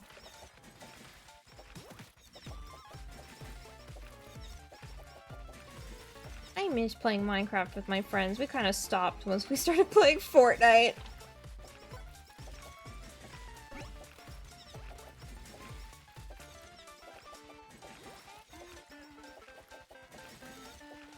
We're bad. Actually, no, there was a good reason why we stopped playing Minecraft. It's because Dodo gets, like, weirdly motion sick with it. That's why we stopped playing. I'm like, why did we stop? Is it really because of Fortnite? It's like, no. It was Dodo gets motion sick playing Minecraft. That's why we don't play Minecraft.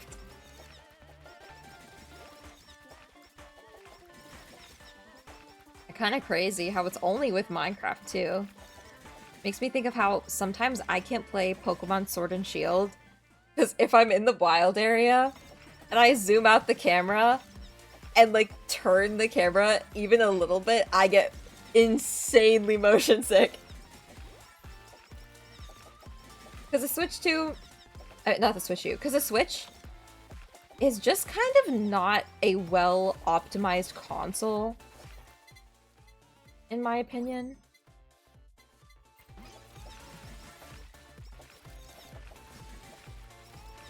Minecraft is low-key hard to play with friends for me. I'm just so in my little corner building my little structures. No, but you should be fighting!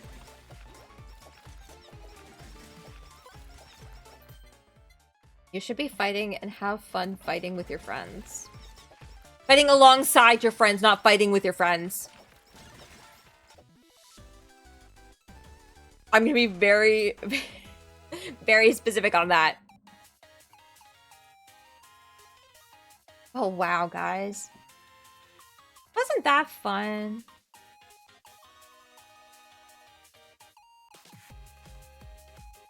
Wasn't that fun? Hold on, I'm gonna go to my chatting screen again. Hold on, wait for a second. I'm here!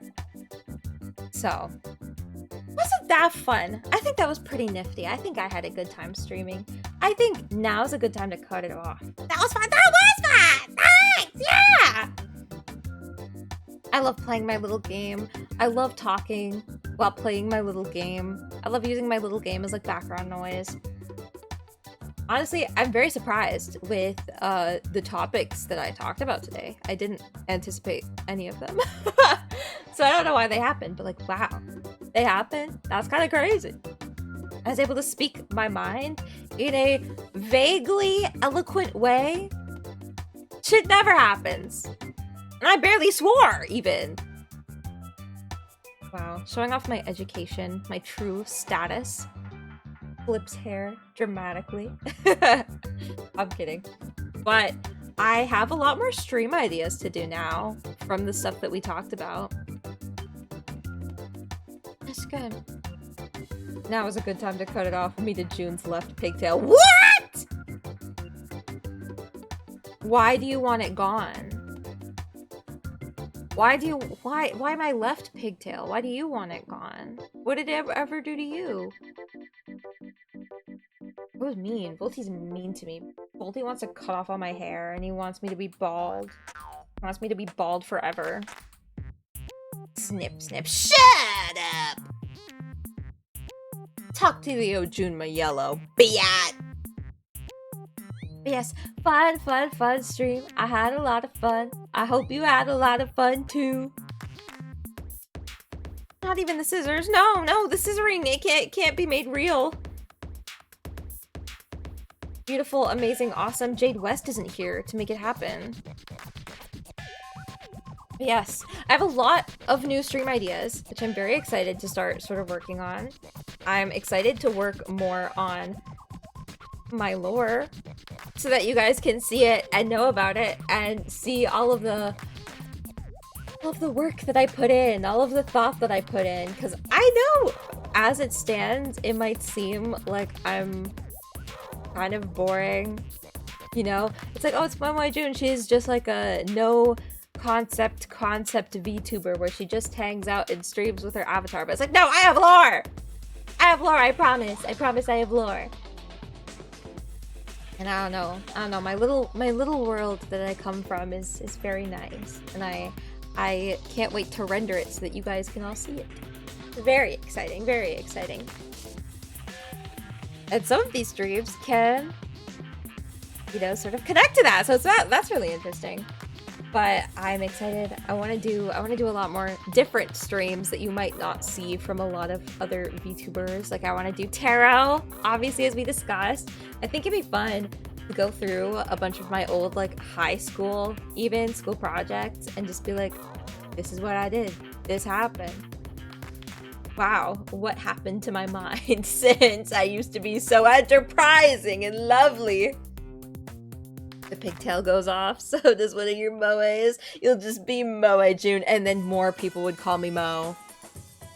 More people would call me Mo if I did that. No, Volty, don't cut it off. But yes, I'm gonna keep saying this until the world dies and we experience the heat death of the Earth and possibly the universe. But that was a fun stream. I like streaming. I think it's a good time that I fall asleep, or at least try to go to bed, because my sleep has been really bad. All right, you keep your pigtail for now. Good. So, guys, before I go, don't forget, tomorrow's stream is going to be a collab with Volty. We're going to be playing some Roblox games. We're going to be playing Death Rails, I think is what it's called. Death Rails. And mayhaps even something else if we can't pull off a run in Dead Rails. But I don't know. I expect a lot of rage, a lot of sarcasm, and a lot of me screaming like, ah! Help! Help! Help! Ah! And calling Volty a biat and a hoe. I'm kidding. I wouldn't call him a hoe. But yeah, I hope to see everybody at the Robloxing. I think it will be fun. I mean, playing games with my friends is always fun, so take that. I love my friends, and I'm positive and happy. Blam! With that all being said, again, good stream. See you in the next stream tomorrow night, same time, 12 p.m., if that time is okay with Volty. But until then, I will cast a magic spell to make sure that your day, night, week, month, whenever you're watching this video, could be your twilight, your new moon, your eclipse, or your breaking dawn. Even better. And if you don't know the words, I'll do it really slow so that you do. And if you do know the words, feel free to type it in the chat or say it out loud or send it to me mentally, telepathically, and I'll try to respond. Are you ready? moemoeJun!